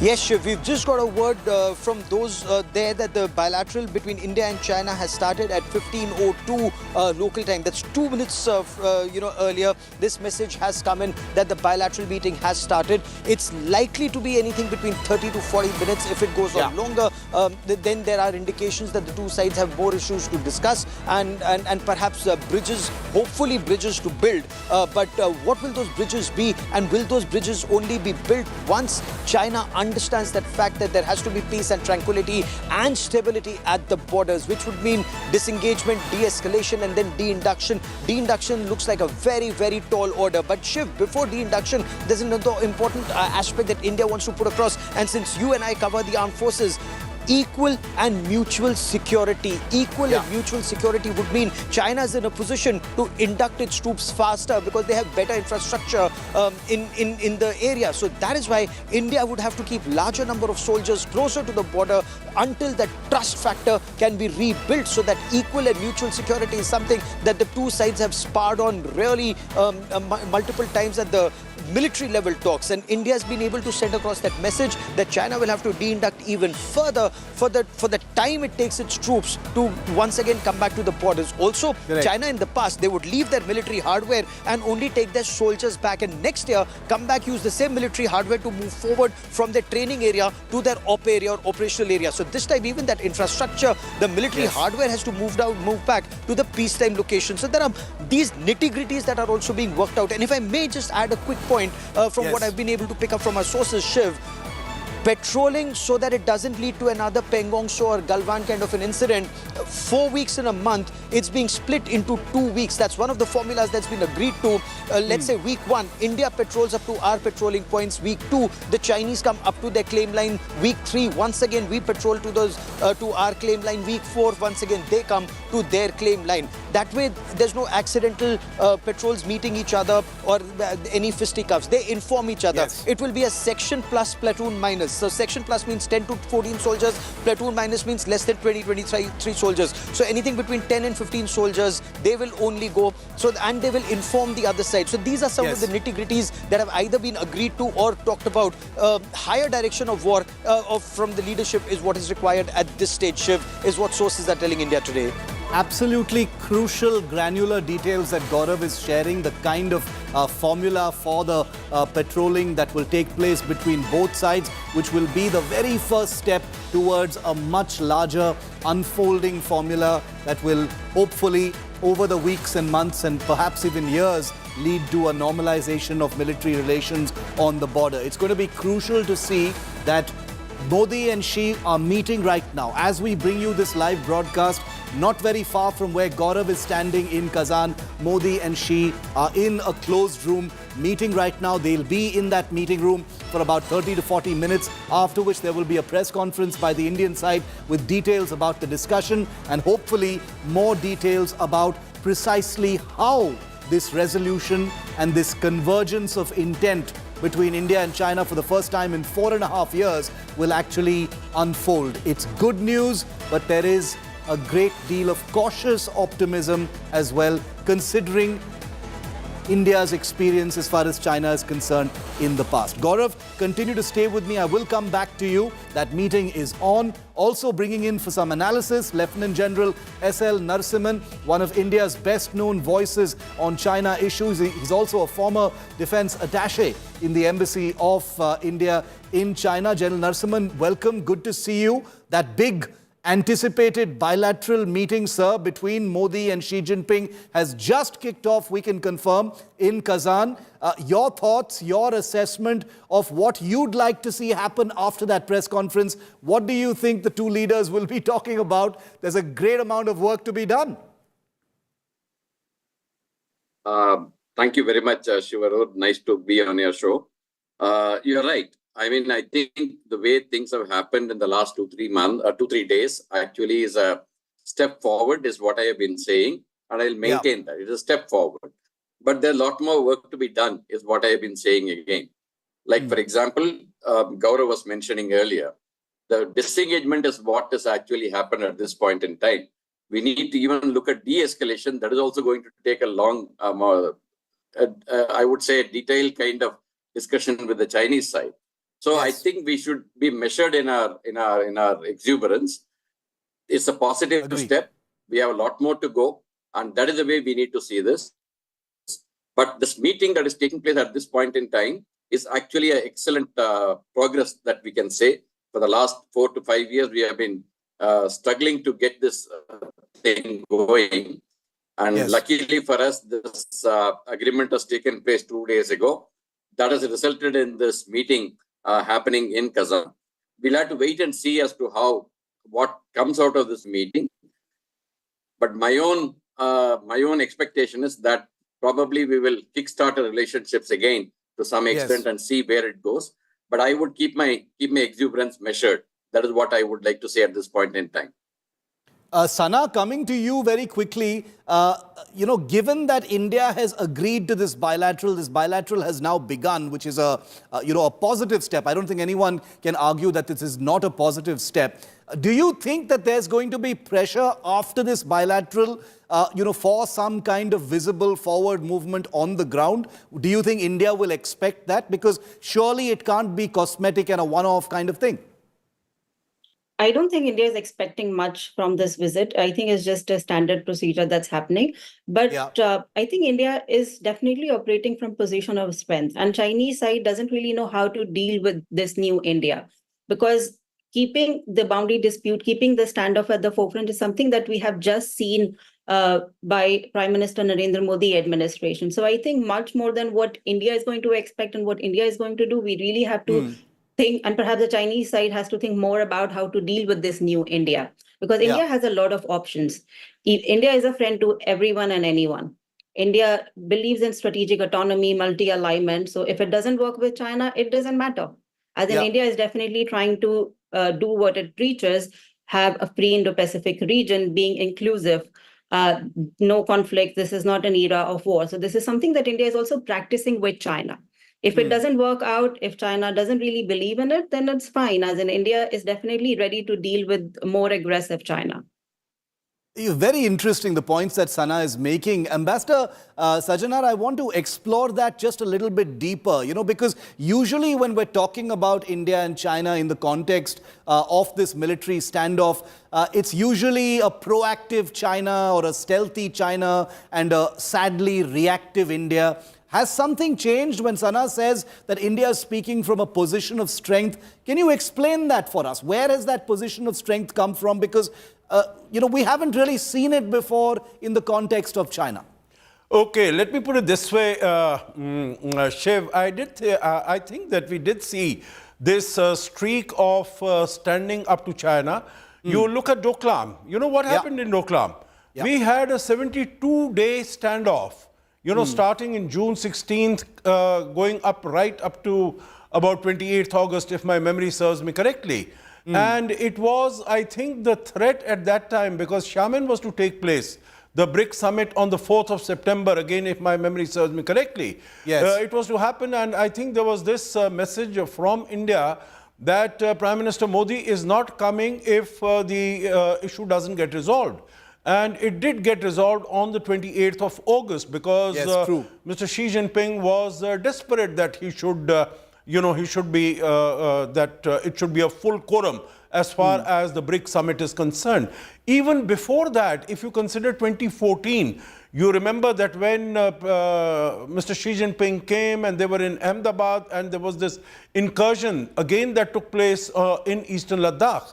And what Prime Minister Modi, in Hyderabad House, he said very clearly in the presence of Xi Jinping that we will not be able to realize the full potential of our partnership if there is no peace and tranquility on the border. So I think as far as India is concerned, it has been sending out these messages very clearly. As far as the current state is concerned, Shiv, I would imagine that China has been quite keen, I don't know whether I like to use the word desperate, to get, to sort out matters and to, have business as usual. That is why you would recall China has been saying that we should keep the border issue in its proper place. Yes. It is normal, it is stable at the border, at the LAC. We should keep it. So it is one of the issues for China. For India, it is absolutely the pivot. It is absolutely the crux. That unless that gets sorted out, rest of the relationship cannot be sorted out. And I think, that's what I was mentioning, that possibly that message has gone across to China that, as far as the border issues are concerned, they will have to make a move. And I think this move has been made. But now in this meeting, I feel that China will try to capitalize on this, that they are meeting. So what it is looking for as far as an entry into the Indian market is concerned, because basically it is looking for, better trade, better conditions, investments, etc. Even there has been some move, there was this economic survey which said that we should be looking at investment from China. So I think Prime Minister Modi would also have that in his sleeve, that, we look at that in non-strategic sectors, not things like telecom, power, etc., non-strategic sectors. We let them come and we let, have more manufacturing in India, more investments in India, etc. Shiv. Interesting. It's going to be absolutely fascinating to see how this unfolds. And I want to keep repeating over and over again, because it's important in the context of what we are reporting, that there has to be realism. There has to be measure when it comes to expectations as far as this relationship is concerned. And expanding our coverage, happy to welcome live from Kazan, Zhao Yunfei. He's a reporter. He's a diplomatic reporter with China Global Television Network, or CGTN. Zhao, welcome. I hope I pronounced your name correctly. Apologies if I did not pronounce it correctly. Good to see you live from Kazan. The leaders of our two countries are currently holding that bilateral meeting, Zhao, in Kazan. What are you hearing? What are the big expectations from the Chinese side? What can you share with us? Well, we understand at this moment the two leaders are trying to hold talks this afternoon. We haven't got any details from their talks, but what we do know is that all the BRICS members are participating in a small and large-scale event of this year's 16th BRICS Summit. Certainly, both the small-scale event and the larger-scale events, President Xi and President Modi certainly will be in the same room for sure. They are discussing the same topic. And this morning, President Xi mentioned about his proposal in a greater BRICS era. He mentioned about 5 perspectives, including sustainable development, innovation, as well as how to promote a peaceful development among the BRICS countries. I think a lot of the perspective of cooperation that can be applied when it comes to China-Indian ties. Do you see any positive forward movement, Zhao, between India and China? The two countries have been in a military standoff, in the northern areas for over 4.5 years now. This is the first bilateral meeting between Prime Minister Modi and President Xi Jinping, in over 5 years.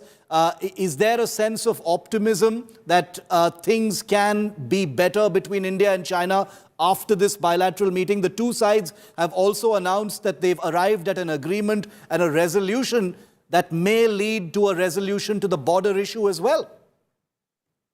you mentioned about the resolution. I think that is really a basic prerequisite of how the two presidents got a chance to meet. So certainly, as long as the two presidents meet, there's certainly a certain degree of optimism when it comes to bilateral ties. When it talks to the standoff, China says that the two sides have been reaching agreements, and it really fulfills the spirit of when it comes to disputes, the political settlement is always a good solution. Yeah. How is this issue viewed in China, if you can tell us, Zhao? The India-China issue, the dispute that's been taking place, the hostility that has defined the relationship because of the military standoff over the last 4.5 years. How is this viewed in China? Well, people, of course, understand the situation. From the China's perspective, China is doing its things to protect its sovereignty and territorial integrity. So when it comes to Chinese citizens, Chinese government got full support from the Chinese citizens when it comes to territorial integrity. So it not only comes to this issue, but also other parts of China when it comes to disputes. There's always a great sense from the Chinese population when it comes to territory, because China is a sovereign state and do need this kind of respect. Does the Chinese public view India and China being, partners in Asia as a good thing? Of course, healthy competition will always be there, but in the Chinese public eye, do they view better relations between India and China as a good thing? It's a good thing when it comes to people-to-people relationship, because, when it comes to cultural exchanges, I mean, Indian culture is very favored by, among Chinese population. We watch Indian movies when it comes to, personal and people-to-people relationship. So what we need to do at this moment is not to sacrifice what the establishment of the people-to-people ties. And when it comes to disputes, of course, China has its own stance, India has its own stance. But the great part is that we seek for common ground when it comes to disputes and seek for political settlement. One final question, Zhao, before I let you go, because I know you're busy there in Kazan, which is that the India-China relationship is very often seen through the prism of India's relationship with the United States and China's relationship with the United States. And at this point of time, there is some turbulence between India and the Western countries. There seems to be a larger tug of war at play. How do you see that? The fact that this bilateral between China's president and India's prime minister is taking place at a time when India is experiencing some friction from the Western powers. China is strongly against any foreign interference. You mentioned about the United States, and I hope that India also will stand with China when it comes to its attitude towards the foreign interference. I mean, each sovereign state should have its independence when it comes to political relationship or diplomatic relationship with other countries. And that brings to this kind of Brics framework is also seeking an inclusive world and go against the Cold War mentality. So that's why President Modi and President Xi are both here in Kazan under the Brics framework, so that they can further carry its relationship without any foreign interference in this regard.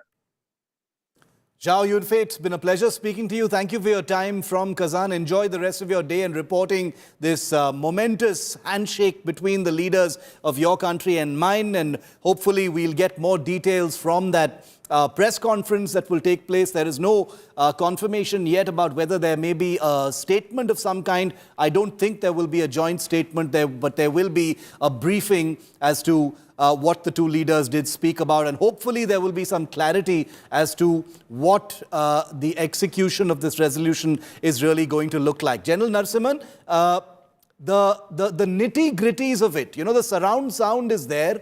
The two sides have made the right noises. The two sides' leaders are currently in that room. They've presumably already shaken hands. We'll get those pictures in a short while from now. But now the difficult work begins once this bilateral is over. Isn't that true, sir? Very much. I mean, that is the hallmark of this meeting. I think the legwork for all these things which we have been discussing for the last about half an hour or so are going to start after this meeting. Not only in the military field, in the other fields also, I'm sure there'll be something to look forward to. I think we need to wait and watch that sphere also in some form or the other. One thing that is very clear is that India has been making it very clear to the Chinese as to what its position is on the boundary issue, and that if that gets a forward movement, then other things can go forward. I think that is a formula that I think will be worked out. Let us see. I mean, the hard work actually will be starting now after this meeting is over. Antara, how do you think India has changed between May 2020 and now vis-a-vis China? You know, forget about trust, etc. Trust is a kind of very ambiguous virtue that keeps creeping into conversations when we talk about India and China. But I think we can all agree that trust is a thing of the past. It's about convergence of interests. But in your view, as a scholar who's looked at India-China issues, how has India qualitatively changed since May 2020 vis-a-vis China? See, the change, India's change has been, of course, like, my co-panelist also talked about it, how India has put a more muscular stance, a more, it has hardened its stance towards China. But this meeting, I would say that we should not judge India's stance based on this particular meeting. As I told you, we should be cautiously optimistic about it. The relation between China and India is too complex to be sorted out in just one meeting. So there is territorial dispute is just one of the issues. There is water resource allocation issue. Is competition for regional influence. So all these are real issues that cannot really be sorted out in just one meeting, and even within BRICS, if you see India's differences with China, they continue to linger. Say, for example, yuan as a BRICS based currency, we do not agree to it. Then there is issue of rupees inclusion in BRICS. So that is something that China doesn't agree to. So if you look at China, if you look at what happened in the last BRICS Foreign Ministers Summit, you would notice that it was the first time that no joint statement has been issued by the grouping. And the reason is because of India's membership to UNSC. So there are various differences that continue to exist, and we should be very cautious about what is happening, and we should not expect that everything will be sorted with just one meeting. So I think maintaining the sanctity of BRICS as a grouping has been an important reason why India has gone ahead with this meeting.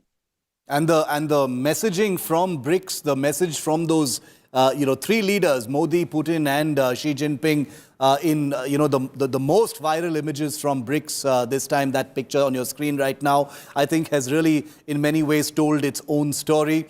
That's the other big story, apart from, of course, the Modi-Xi Jinping meeting that's on right now. I'm going to request all our guests to continue to stay with us as I go into a very quick break. Remember, Narendra Modi and Xi Jinping are in that room right now. They're about halfway through their big bilateral meeting on the sidelines of the BRICS at Kazan. When we come back after this very short break, hopefully there will be the first live images and we'll get you a ground report from Kazan. Our reporter is right there, as you saw, just meters away from that room. Come right back. Our coverage continues after this break.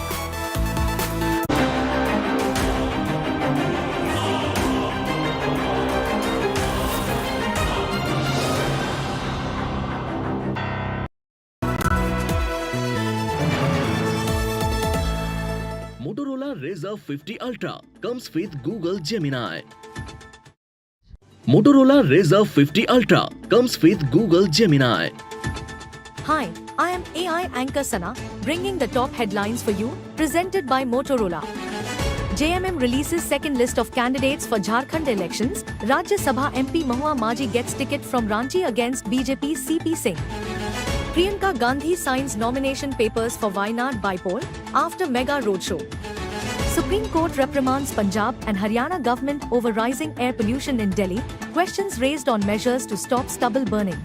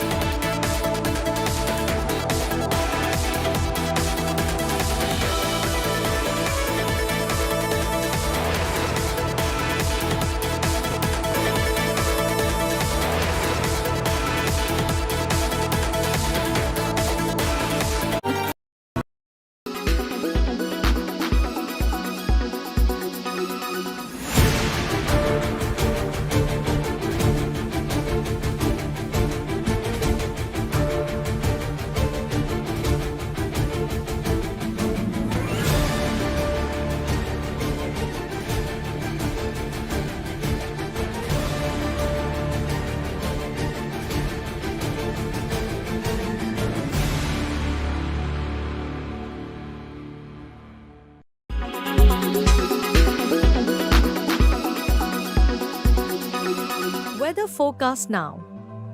Delhi, maximum 35 and minimum 23 degrees. Mumbai, maximum 32 and minimum 26 degrees. Kolkata, maximum 30 and minimum 22 degrees. Bangalore, maximum 27 and minimum 21 degrees. Chennai, maximum 33 and minimum 26 degrees. Hyderabad, maximum 30 and minimum 21 degrees.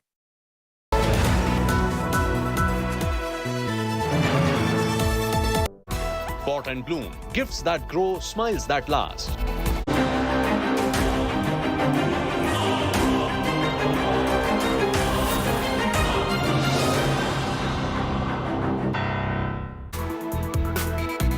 Indian Prime Minister Narendra Modi and the Chinese President Xi Jinping are in a room right now. Their bilateral is currently on.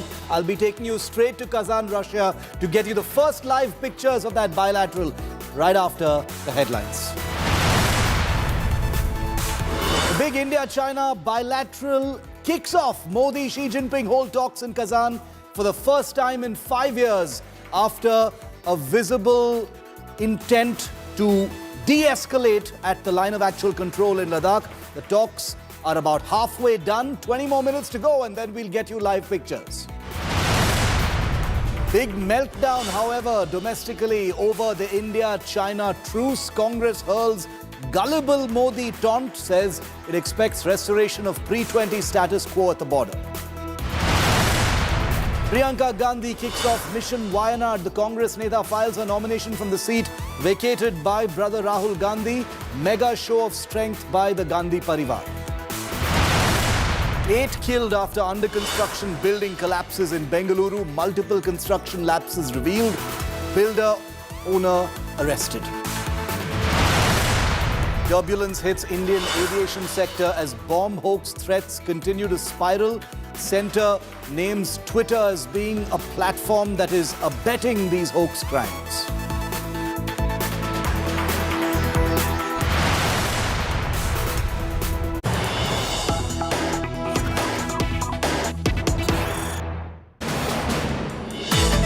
Any moment now, viewer, the first images from the Prime Minister Modi, Xi Jinping bilateral will be on your screens here on India Today. The two leaders are holding their first bilateral in 5 years.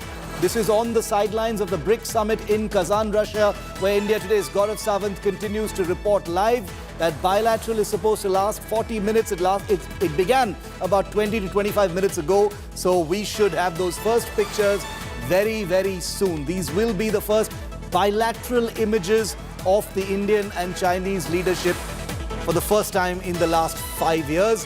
Crucial India-China dialogue on the platform of Brics, hosted by President Putin, who has also played a very, very important role.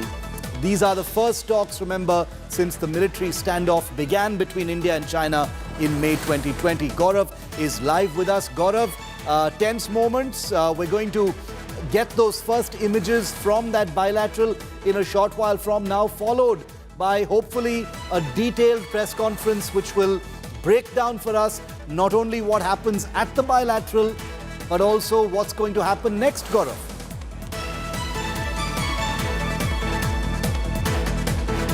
Shiv, you're absolutely right. So at 3 o'clock local time, this meeting started and it's exactly 35 minutes back. So meeting's been on for 35 minutes and counting. If it goes on beyond 40-45 minutes, which means the two leaders have found a number of topics to engage in, and that engagement is lasting longer than what was initially scheduled. And immediately after that, of course, there were some more pull asides that were planned, of course, subject to Prime Minister Narendra Modi and the other heads of state and government finding that time if a pull aside was possible. And after that, Prime Minister implanes for India. And this just goes on to indicate that this wasn't just a small pull aside. It's a planned bilateral meeting between the Prime Minister of India and the President of China, for which the right atmospherics and the right atmosphere was created with the announcement of the disengagement and certain details of the disengagement now filtering out how it would be actioned on ground.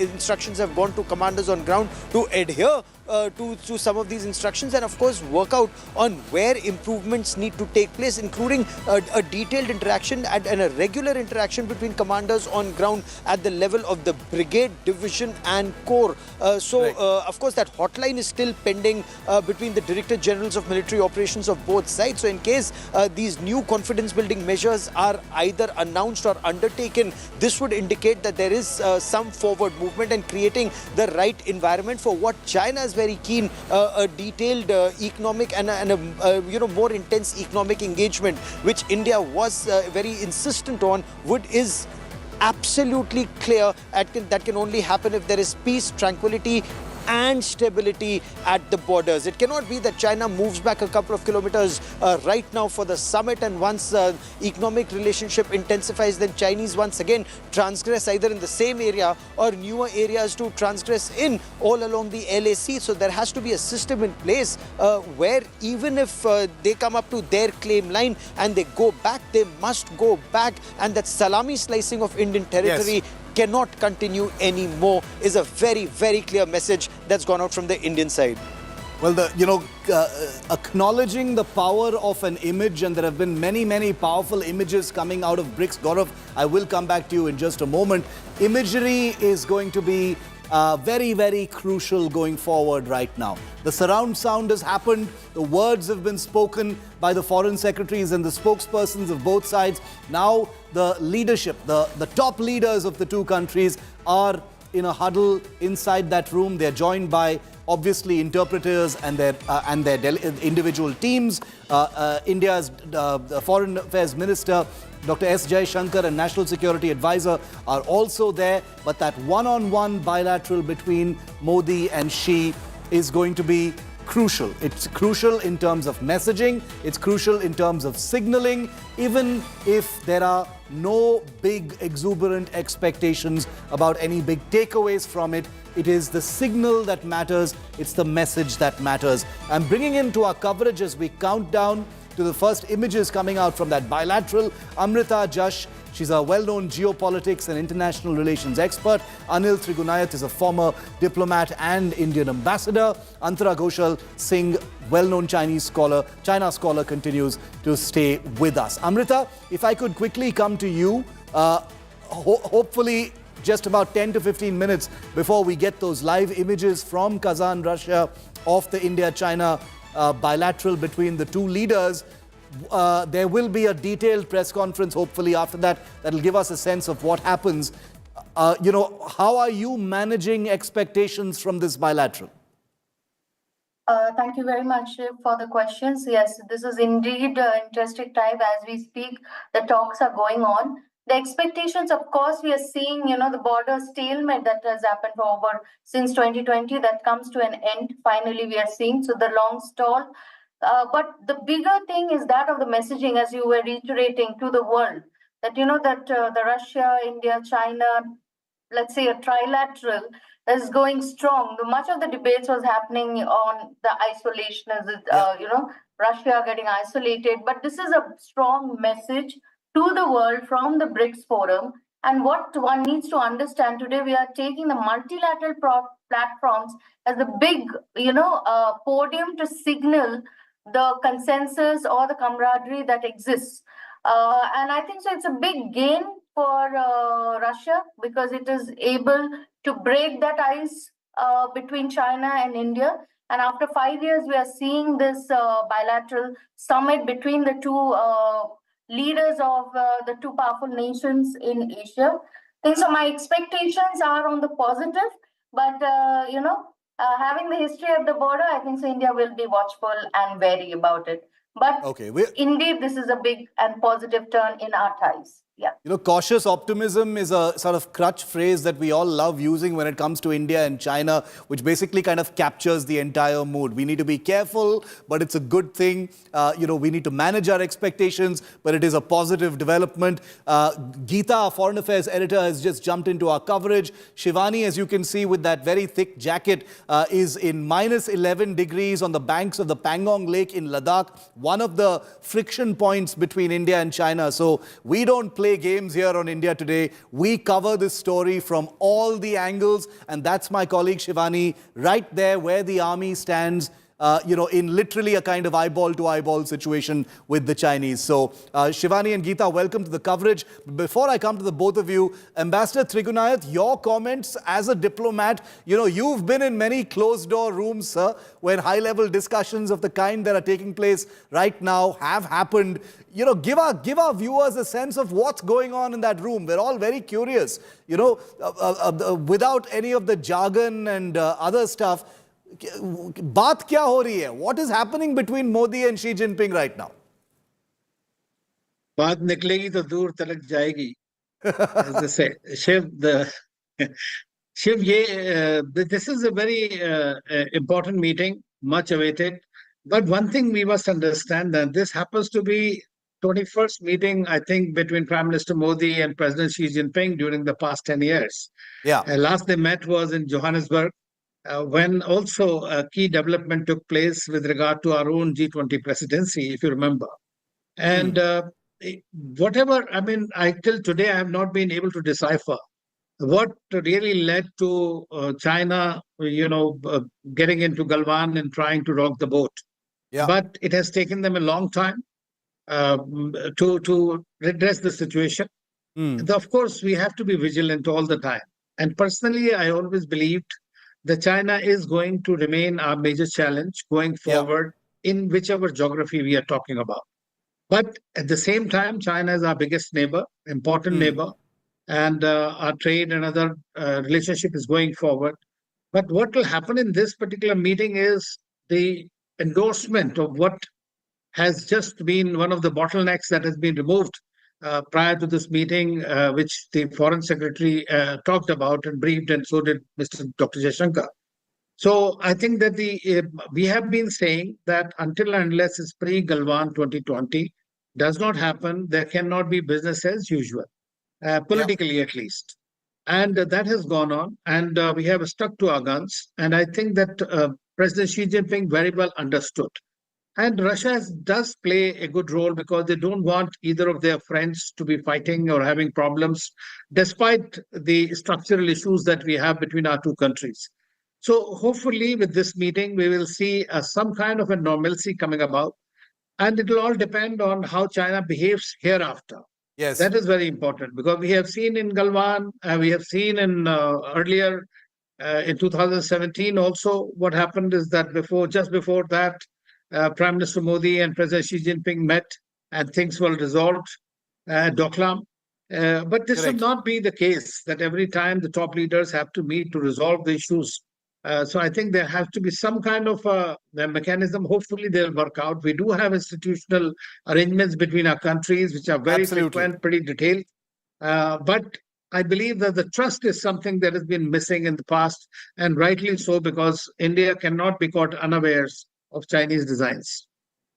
So the fact that India is going to play this in a very, very realistic way, the guard isn't going to go down even for a moment, in eastern Ladakh, just because the two leaders are meeting, is something that bears constant repeating as we, navigate the reporting of this complicated story. Shivani, Ladakh, you're in the Pangong sector, which is actually where, most people believe that the confrontation began in Galwan, but it was actually on the banks of the Pangong Lake where you are at right now, where the trigger point happened, where a clash between soldiers on both sides in Finger Point 4 led to this larger escalation in eastern Ladakh. You've been there for a whole day now, Shivani, obviously speaking to the people from the army as well on the ground, because it will be upon their shoulders to implement this new formula of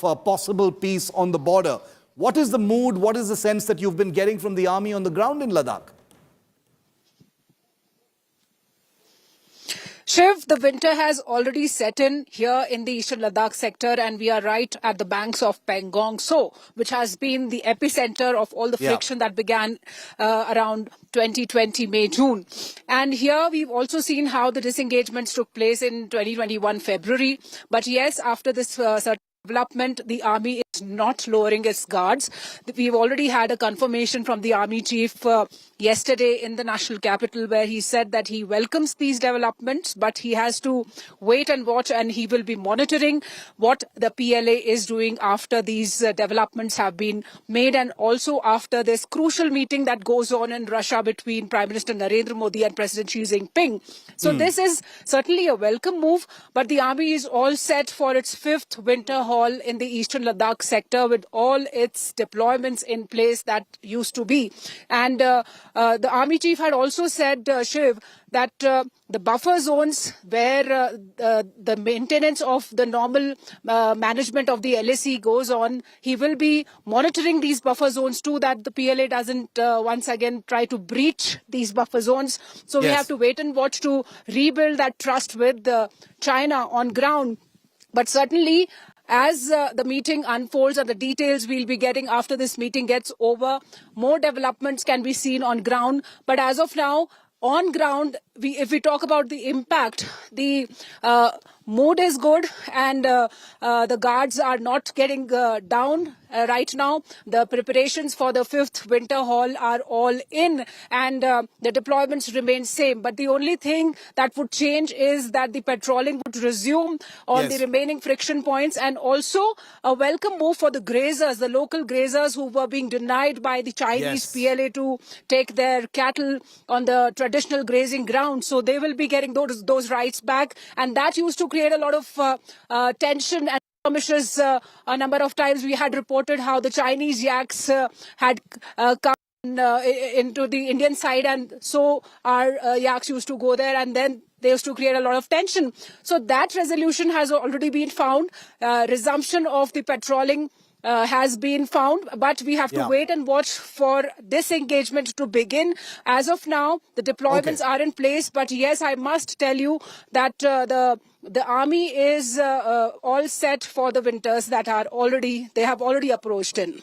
It's going to be a cold night for you. I can see Shivani there in the Pangong sector, but some warmth between India and China. I'm very cautious when I say the word some. Very, very little warmth, a glimmer of warmth between India and China leading to this bilateral that is currently underway. I will come back to you, Shivani. Thanks for the moment. Geeta, our Foreign Affairs editor, is also with us. Geeta, you know, the image of Modi, Xi and Putin has already gone viral. I'm sure that image of Modi and Xi, when it comes out in a short while from now, will also be very, very talked about. It will have its own geopolitical shockwaves.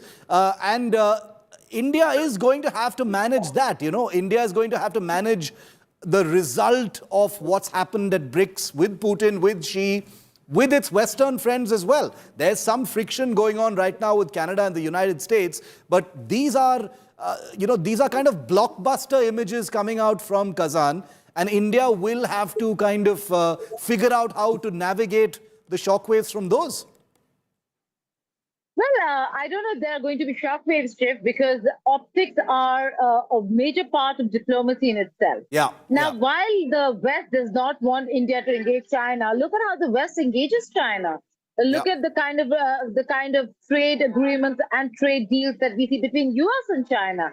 The United States of America has come out and said that right now they cannot do without China, and hence they're going ahead with all the trade pacts that they've had.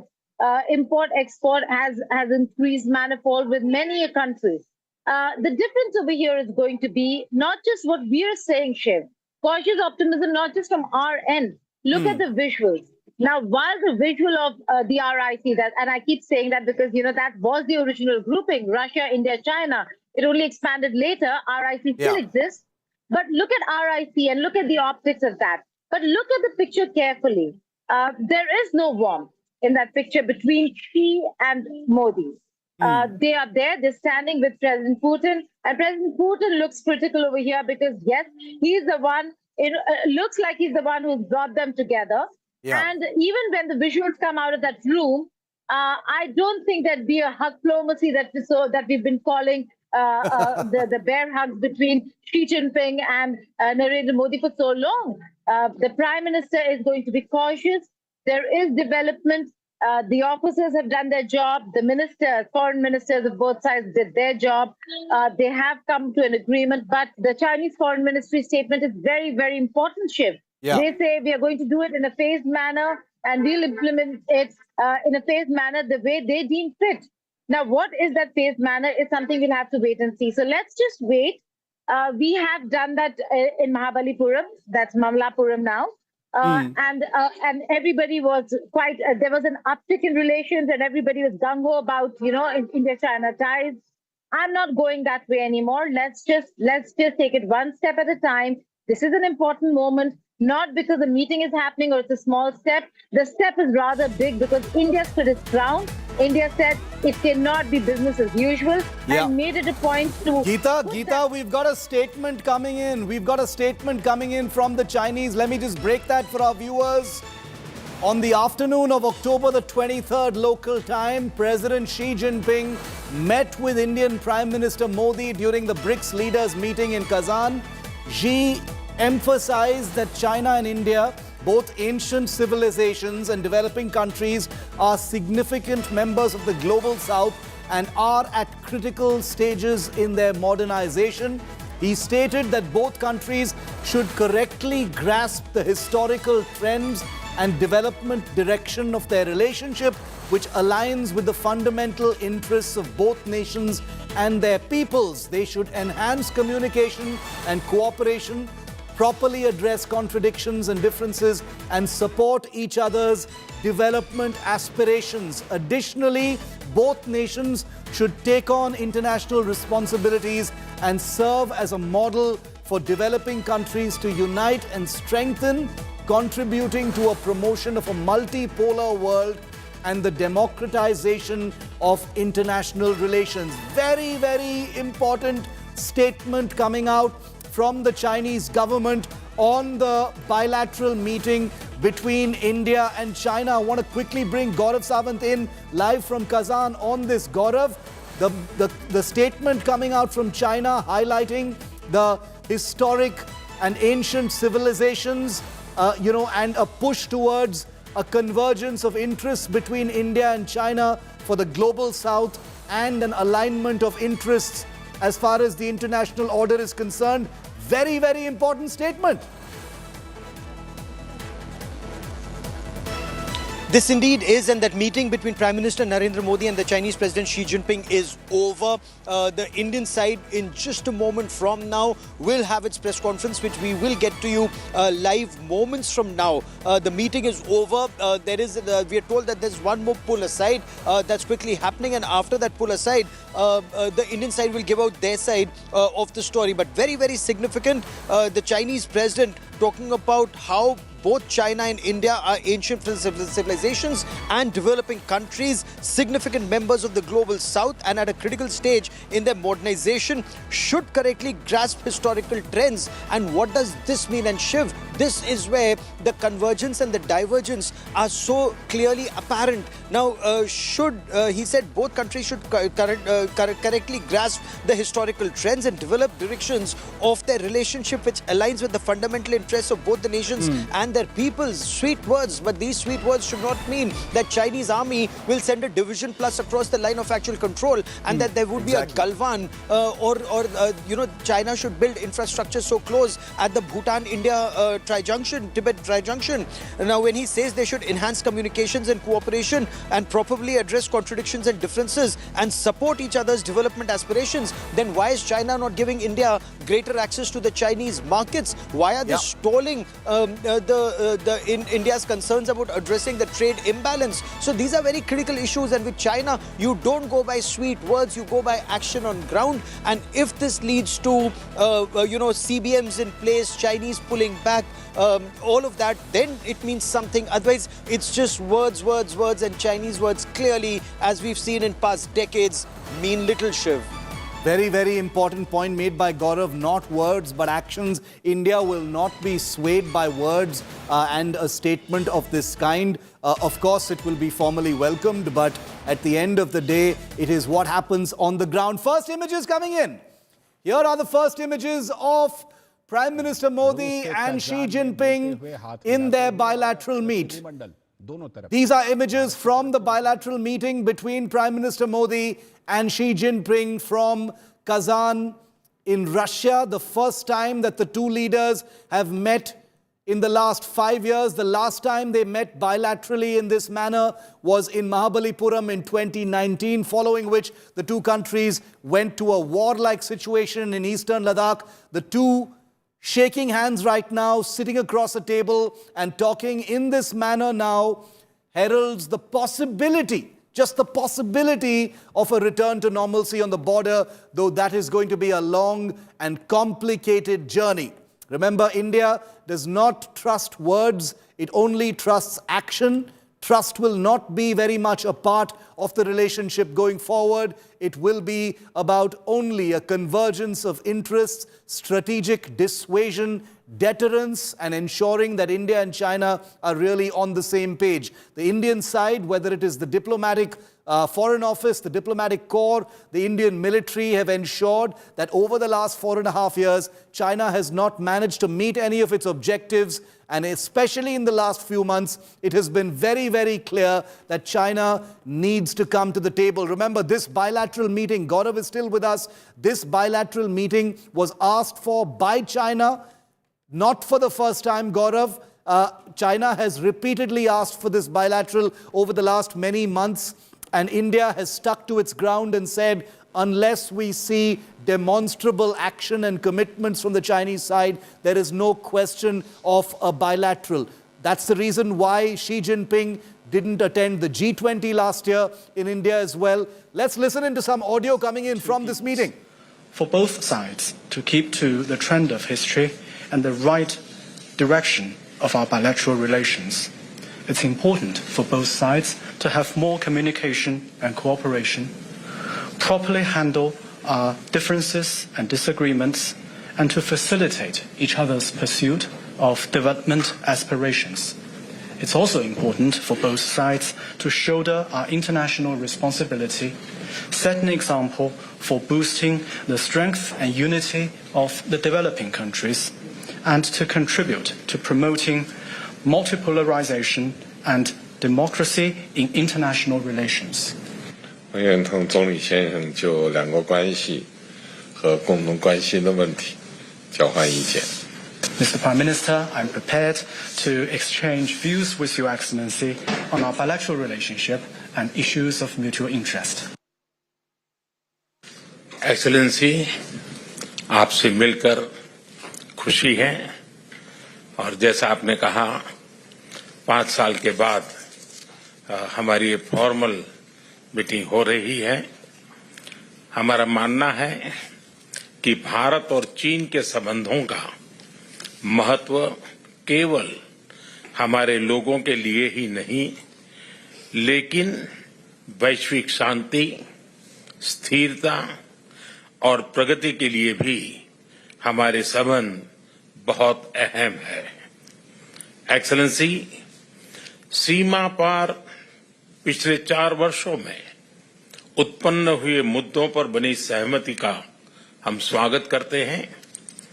सीमा पर शांति और स्थिरता बनाए रखना हमारी प्राथमिकता रहनी चाहिए। Mutual trust, mutual respect और म्यूचुअल सेंसिटिविटी हमारे संबंधों का आधार बने रहना चाहिए। आज इन सभी विषयों पर बात करने का अवसर मिला है। मुझे विश्वास है कि हम खुले मन से बातचीत करेंगे और हमारी चर्चा कंस्ट्रक्टिव होगी। धन्यवाद।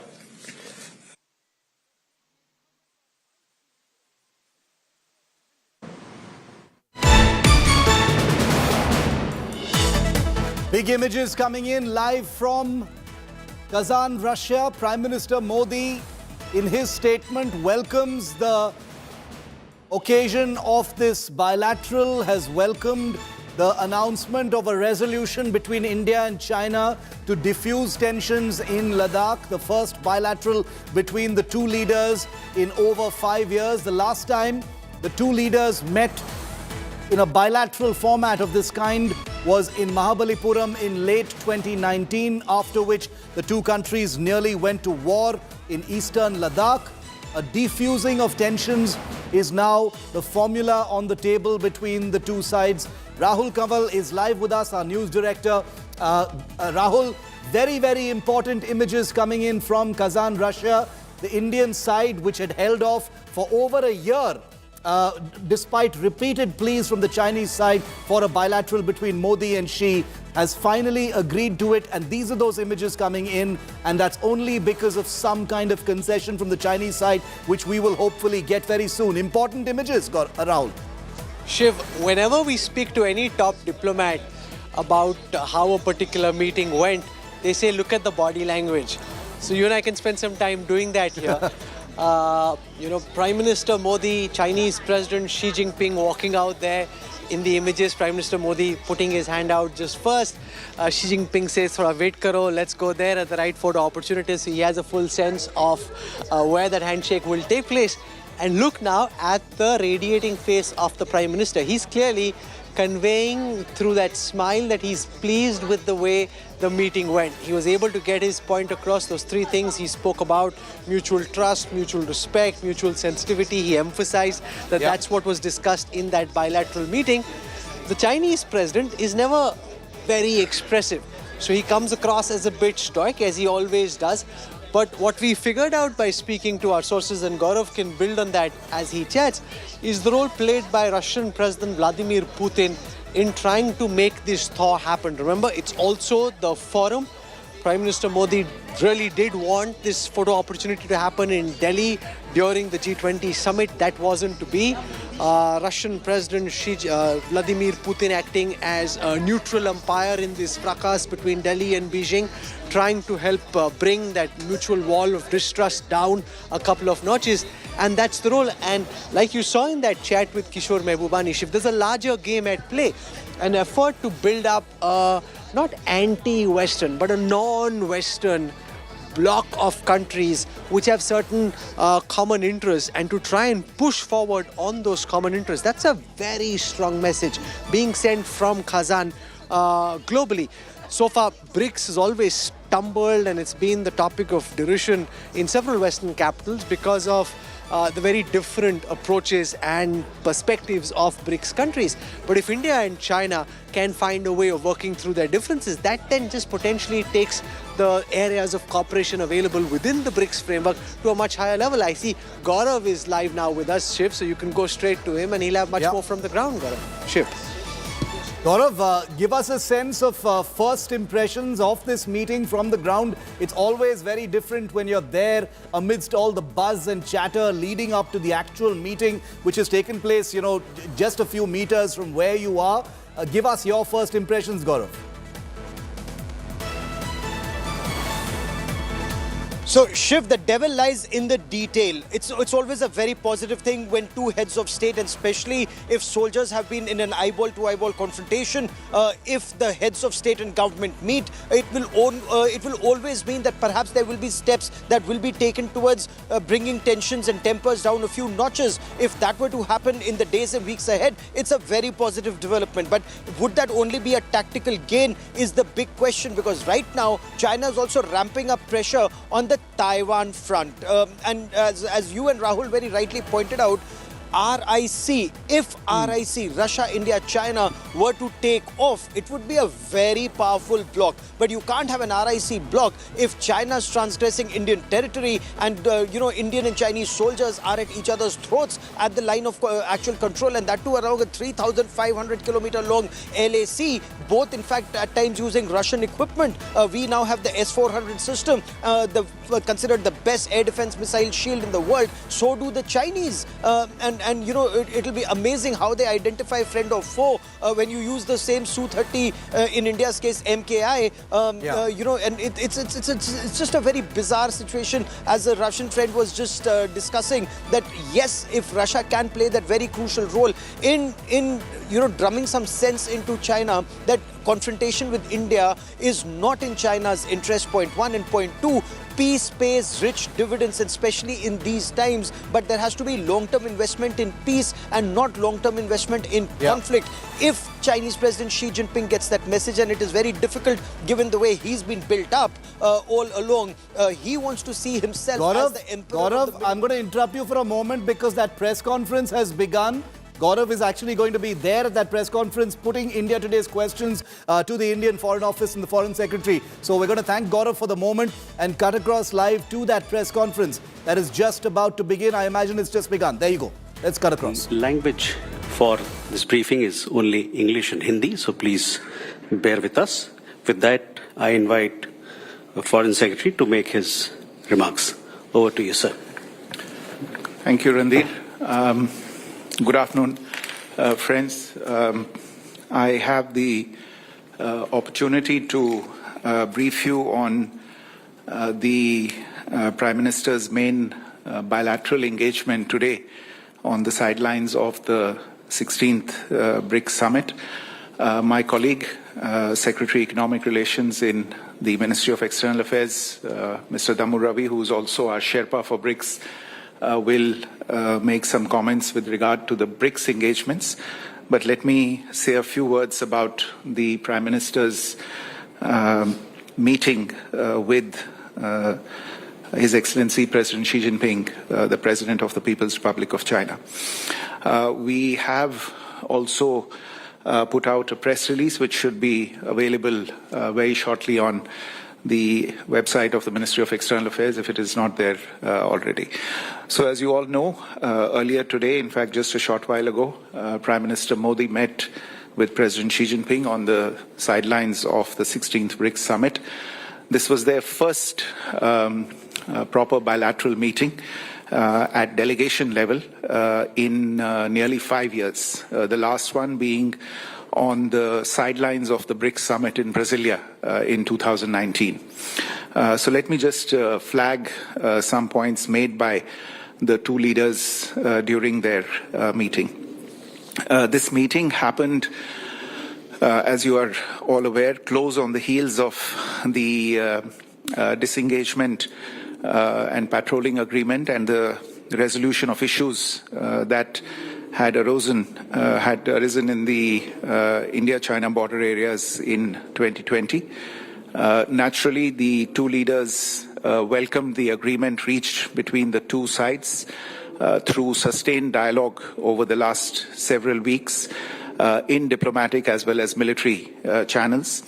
Prime Minister Modi underscored the importance of not allowing differences on boundary-related matters to disturb peace and tranquility on our borders.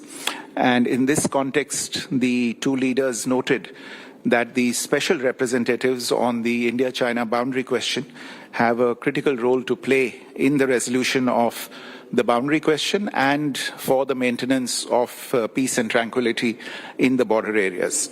Accordingly, they instructed the special representatives to meet at an early date and to continue their efforts in this regard.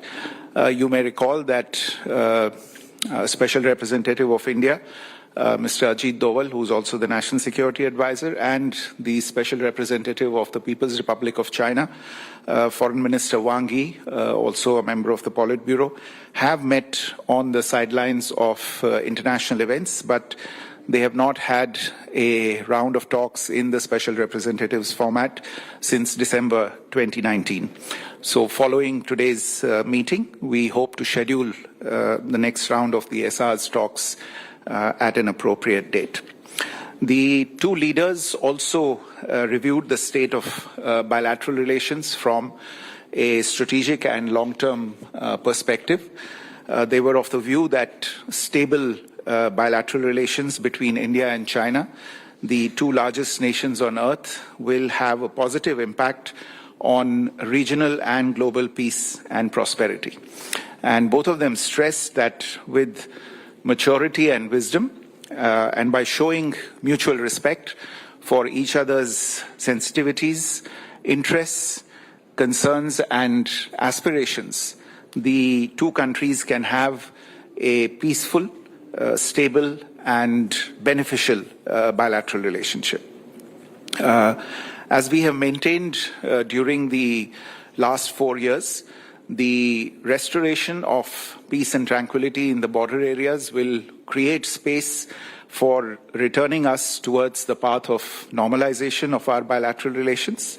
Officials will now take the next steps to discuss enhancing strategic communication and stabilizing bilateral relations by utilizing the relevant official bilateral dialogue mechanisms, including at the level of our respective foreign ministers.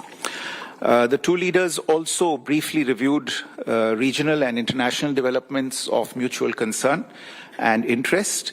They agreed to maintain close communication in this regard. Naturally, they also had a very productive exchange on BRICS and the potential for India and China to enhance cooperation on this particular platform. And in closing, Prime Minister Modi also assured India's full support to China's SCO presidency next year in 2025. Let me stop there and request my colleague, our Sherpa for BRICS, to make a few remarks. Thank you. Good afternoon, friends. I'll be very brief in the interest of the time. But let me just focus on the Honorable Prime Minister's visit to Kazan for the 16th Brics Summit, which was at the invitation of President Putin. The theme of the Brics Summit, as you all know, that strengthening multilateralism for just global development and security. Today, there have been two sessions in which Prime Minister participated. One is a closed plenary session, and the second one is open plenary session. Open plenary session included also representatives of businesses of all the member countries, as well as the financial institution representatives in the open session. At the end of the open session, the leaders adopted the Kazan Declaration, and the declaration captures the various elements and diverse elements discussed by the leaders during these sessions. It recognizes the reform for the UN and multilateral institutions. In particular, it recognizes the Johannesburg Declaration and reaffirmed the support for member countries' aspiration to be permanent members of the UN Security Council. Cooperation in the financial sector was another element. It also included elements like payment settlements in national currencies. And climate change was another area of interest for all the leaders. There was a lot of views expressed, and also combating terrorism. Prime Minister, in his remarks, clearly brought out the importance of people-centric BRICS cooperation. That was his emphasis, and the fact that the leaders have agreed to finalize list of partner countries in the expanded BRICS membership. It was welcomed. The modalities have also been finalized. So with the expansion of the BRICS, as you all know, that this is the first time that BRICS in an expanded format are meeting. The 9 members currently which have met this time. So you will have an additional partner countries. The list will be out in the net. So what it means to us is also inclusivity, diversity in the BRICS, and brings in the dimension of the global south right in the center of the BRICS discussions and discourse. So development becomes central. Prime Minister's remarks included the importance of global south. He also mentioned about the India's initiatives that have been appreciated within BRICS. For example, the Startup Forum, the skilled workforce, the Research and Development Vaccine Center, digital health, and the digital public infrastructure solutions, which are low-cost solutions for the interest of the countries of the global south. He also touched upon India's own initiatives, for example, the International Solar Alliance, the Coalition for Disaster Resilience Infrastructure, and the Lifestyle for Environment. He urged the members of the BRICS to actually participate in these initiatives. As you know, Brazil is going to take over the chairship next year. Prime Minister wished the Brazilian President, Lula, all the very best for the success of the Brazilian chairship, and India will fully support in that process. Thank you very much. we open the floor for questions. Randir, just a couple of questions because some of us literally have a plane to catch. Okay. So Gaurav, please.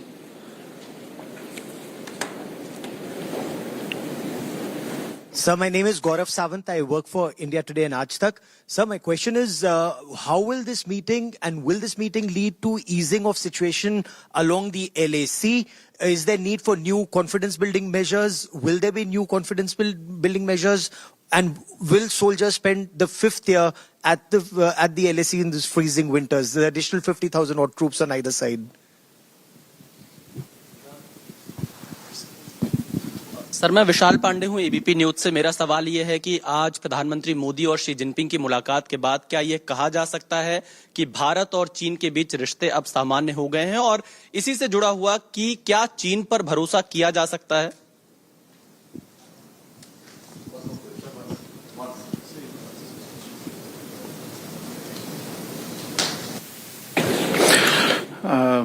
Gaurav, insofar as your question is concerned, it is certainly our expectation that as a result of not only the agreement that was arrived at just a couple of days ago between Indian and Chinese diplomatic and military negotiators, but also as a result of the endorsement of that agreement at the highest leader level possible between the two countries, as happened in the meeting today, where both Prime Minister Modi and President Xi Jinping welcomed the efforts that were made by Indian and Chinese negotiators and the results that were achieved by that. I think these should certainly lead to an easing of the situation along the LAC. Insofar as your question related to confidence building measures is concerned, we have a number of confidence building measures, and these evolve continuously as the two sides engage once again in multiple formats. This is certainly a subject that I think will be under discussion between the two sides. Your last question about whether soldiers will be at the LAC for the 5th year, I would defer this question to our military leadership, because this relates to operational matters, and I think it would be best that we let our military leaders dwell on this particular issue. Vishal, आपका जो सवाल था, क्या हमारे जो रिश्ते हैं वो सामान्य की तरफ या सामान्य हो जाएंगे, मैं इतना ही कह सकता हूं कि पिछले 2 दिन में जो कदम हमने उठाए हैं, और ये कदम पिछले 2 दिन से हमारे सामने हैं, लेकिन इन पे जो काम हुआ है वो काफी समय से काम चल रहा है। मैं ये कहूंगा कि इनसे हमारी एक तरह से जो प्रक्रिया है सामान्य रिश्ते बनाने के लिए, उनको वापस एक सामान्य रास्ते पे लाने के लिए वो यात्रा एक तरह से चल पड़ी है। जैसा मैंने अपने जो मैं पहले कह रहा था कि जो ये restoration of peace and tranquility in border areas will create space for returning towards the path of normalization, मैं यही मेरा तात्पर्य इसी चीज की तरफ था कि जो पीछे अभी समझौता हुआ है उससे ये रास्ता अब खुल गया है, रास्ते पे अब चलने की हम दोनों को आवश्यकता है। और जहां तक ट्रस्ट का सवाल है, जो हम दोनों के बीच आगे चल के प्रोसेस होगा, प्रतिक्रिया होगी, उससे ट्रस्ट, हमारी आशा है कि उससे ट्रस्ट बढ़ेगा हम दोनों के बीच में। धन्यवाद। Okay, that was the press conference by the Foreign Secretary of India in Kazan, laying down the details of what the formula for peace between the two countries and normalization is going to look like. Very, very important. That first question was from India Today's very own Gaurav Sawant, as you no doubt noticed. Want to play out for you once again the statements by the two leaders in this big bilateral. Excellency, आपसे मिलकर खुशी है और जैसा आपने कहा 5 साल के बाद हमारी ये फॉर्मल मीटिंग हो रही है। हमारा मानना है कि भारत और चीन के संबंधों का महत्व केवल हमारे लोगों के लिए ही नहीं, लेकिन वैश्विक शांति, स्थिरता और प्रगति के लिए भी हमारे संबंध बहुत अहम है।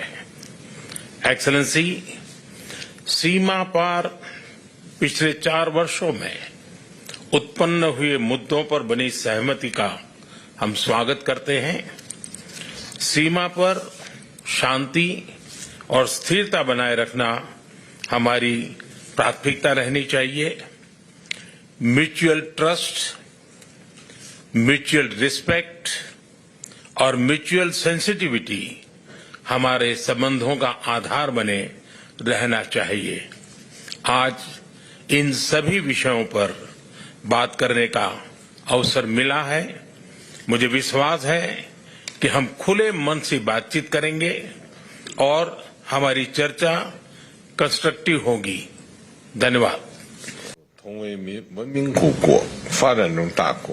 Mr. Prime Minister, it's my great pleasure to meet you in Kazan. It's the first time for us to have a formal meeting in 5 years' time. Both the people in our two countries and the international community are paying great attention to our meeting. China and India are both ancient civilizations, major developing countries, and important members of the global south. We are both at a crucial phase in our respective modernization endeavors. It best serves the fundamental interests of our two countries and two peoples, for both sides to keep to the trend of history and the right direction of our bilateral relations. It's important for both sides to have more communication and cooperation, properly handle our differences and disagreements, and to facilitate each other's pursuit of development aspirations. It's also important for both sides to shoulder our international responsibility, set an example for boosting the strength and unity of the developing countries, and to contribute to promoting multipolarization and democracy in international relations. 我愿同总理先生就两国关系和共同关心的问题交换意见。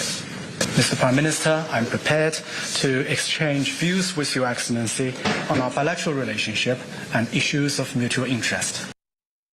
And so that bilateral is done, and now the difficult work of implementing the messages of both those leaders will have to be seen. It's going to be a long journey. It's going to be a difficult journey. Don't expect things to change overnight. But India has drawn a line in the sand. That bilateral has taken place, and we will continue to bring you analysis and reports from Kazan, from Delhi and from Beijing. Thanks for watching this special broadcast. Our eye on the big stories, including this one, continues with Preeti on the other side. Stay with us.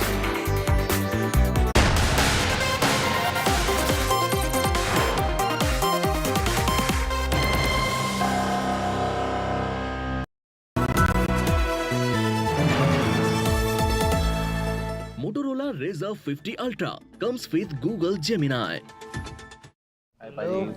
नया phone बिल्कुल मेरे जैसा। तेरा ही phone है। Team बस में भूल आया था तू। क्रिकेट के बाद का प्लान ऐसे मत भूल जाना भाई। क्रिकेट के बाद का प्लान मतलब पाजी? मतलब रिटायरमेंट का प्लान। इस जनरेशन ने तो उस बारे में सोचा भी नहीं होगा। नहीं भाई पहले मैच से ही सोचा है, इसलिए तो वो कर रखा है। वो मतलब क्या? वही जो सब लोग सही है करते रहते हैं। म्यूचुअल फंड्स में SIP। म्यूचुअल फंड्स में SIP। अगर ऐसे भूल भी जाओ ना तो भी रिटायरमेंट का प्लान बैकग्राउंड में चलते रहना चाहिए ताकि आगे की लाइफ सेट रहे। सही है। म्यूचुअल फंड निवेश बाजार जोखिमों के अधीन है। योजना से जुड़े सभी दस्तावेजों को ध्यान से पढ़ें। Motorola Razr 50 Ultra comes with Google Gemini. Hi, I am AI anchor Sana, bringing the top headlines for you, presented by Motorola. JMM releases second list of candidates for Jharkhand elections. Rajya Sabha MP Mahua Maji gets ticket from Ranchi against BJP's CP Singh. Priyanka Gandhi signs nomination papers for Wayanad by poll after mega roadshow. Supreme Court reprimands Punjab and Haryana government over rising air pollution in Delhi. Questions raised on measures to stop stubble burning.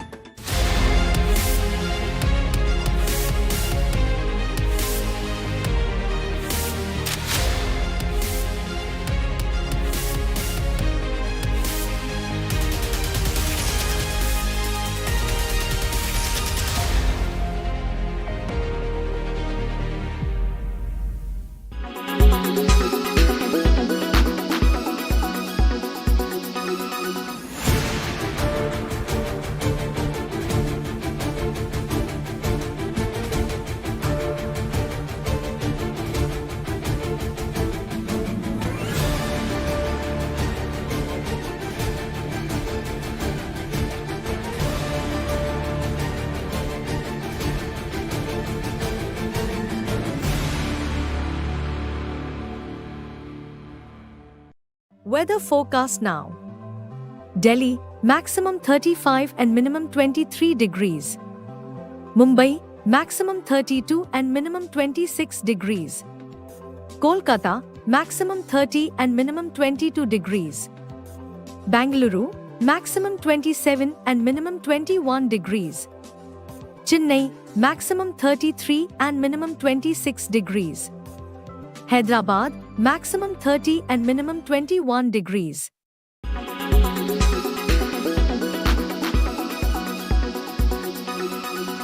Make your media plan smarter with India Today Live TV on your connected devices.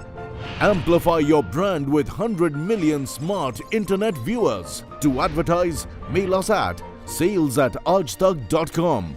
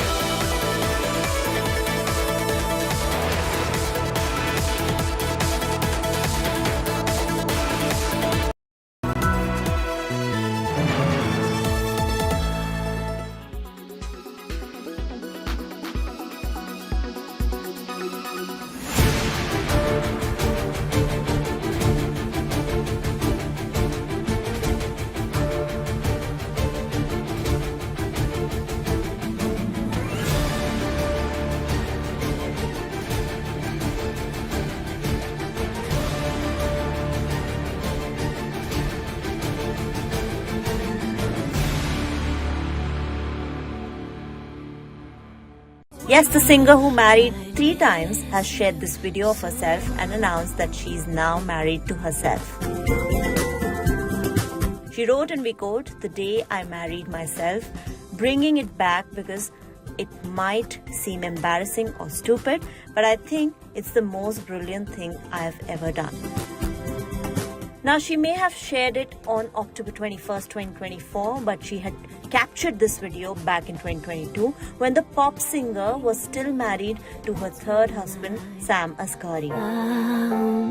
You, I believe for every heart that whispers in the dark, there's a ray of light somewhere shining. The two were married for 14 months before they parted ways, although they had been together since 2016. And a year after her messy divorce was finalized with Asghari, Britney left fans perplexed by announcing that she married herself.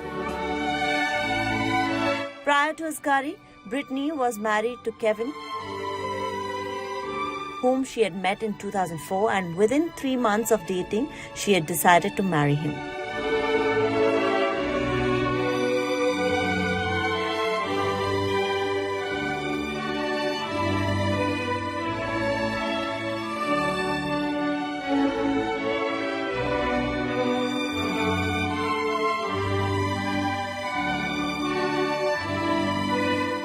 The marriage lasted for 2 years and the couple shared 2 kids together. Meanwhile, the first time Britney was married, it only lasted for 55 hours. She had exchanged vows with her childhood friend Jason Alexander in a rushed wedding at a chapel in Las Vegas. Entertainment Bureau, India Today.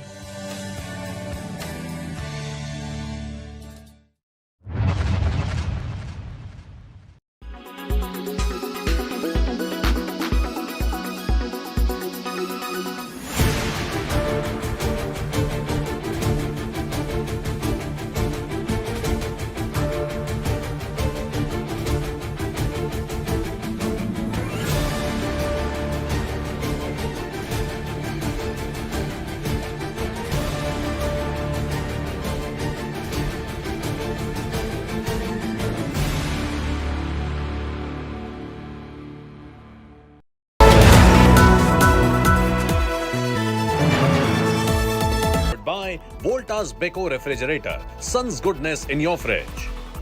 Veka, India's largest selling UPVC window. Gulf, together we are unstoppable.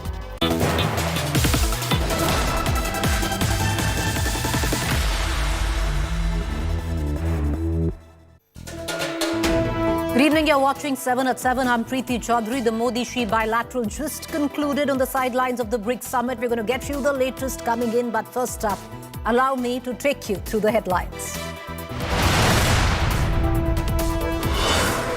Big Prime Minister Modi, Xi Jinping bilateral held in Russia's Kazan. Prime Minister Modi welcomes Ladakh thaw, bats for border peace. Xi emphasizes on enhancing cooperation. Bharat और चीन के संबंधों का महत्व केवल हमारे लोगों के लिए ही नहीं, लेकिन वैश्विक शांति, स्थिरता और प्रगति के लिए भी हमारे संबंध बहुत अहम हैं। Politics erupts back home. Congress hurls gullible taunt at Prime Minister Modi. Says it expects restoration of pre-2020 status quo at the border.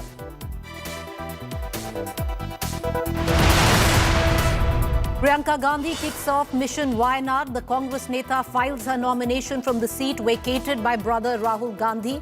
Mega show of strength by the Gandhis.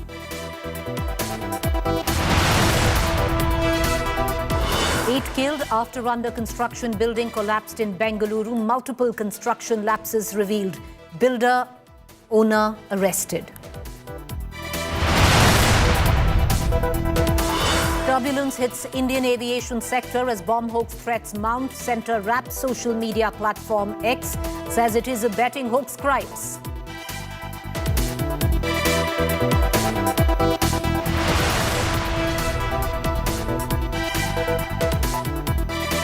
Well, it is the big India-China bilateral. Prime Minister Modi and Chinese President Xi Jinping have met in Kazan, Russia, on the sidelines of the Brics Summit. The two leaders greeted each other warmly. There were smiles, there were handshakes.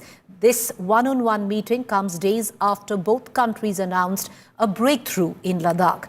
The bilateral is the first in 5 years and lasted about 50 minutes. Prime Minister Modi emphasized that India-China relations are important for both countries and for regional and global peace and stability, and that mutual trust, mutual respect, and mutual sensitivity will guide bilateral relations.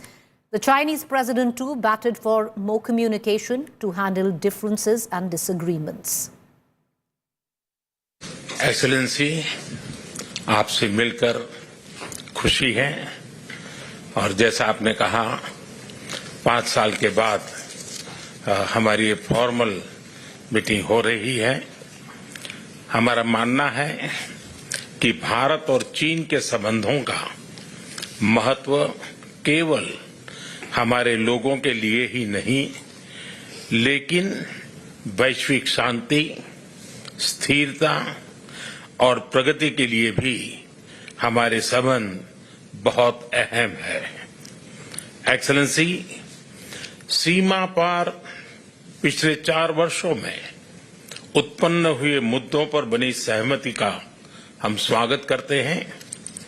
सीमा पर शांति और स्थिरता बनाए रखना हमारी प्राथमिकता रहनी चाहिए। Mutual trust, mutual respect और म्यूचुअल सेंसिटिविटी हमारे संबंधों का आधार बने रहना चाहिए। आज इन सभी विषयों पर बात करने का अवसर मिला है। मुझे विश्वास है कि हम खुले मन से बातचीत करेंगे और हमारी चर्चा कंस्ट्रक्टिव होगी। धन्यवाद। Mr. Prime Minister, it's my great pleasure to meet you in Kazan. It's the first time for us to have a formal meeting in 5 years' time. Both the people in our two countries and the international community are paying great attention to our meeting. China and India are both ancient civilizations, major developing countries, and important members of the global south. We are both at a crucial phase in our respective modernization endeavors. It best serves the fundamental interests of our two countries and two peoples, for both sides to keep to the trend of history and the right direction of our bilateral relations. It's important for both sides to have more communication and cooperation, properly handle our differences and disagreements, and to facilitate each other's pursuit of development aspirations. It's also important for both sides to shoulder our international responsibility, set an example for boosting the strength and unity of the developing countries, and to contribute to promoting multipolarization and democracy in international relations. 我愿同总理先生就两国关系和共同关心的问题交换意见。 Mr. Prime Minister, I'm prepared to exchange views with Your Excellency on our bilateral relationship and issues of mutual interest. My colleague Gaurav Sawant joins us from the Brics Summit live. Gaurav, 50 minutes meeting after 5 years and the modalities laid out by the Prime Minister in terms of mutual trust, mutual respect and mutual sensitivity. What more are your sources telling you? So that's the cornerstone of India-China relationship to move forward if China also reads the writing on the wall and not the Great Wall of China. Very clearly, India spoke from a position of strength, while Chinese President Xi Jinping said India and China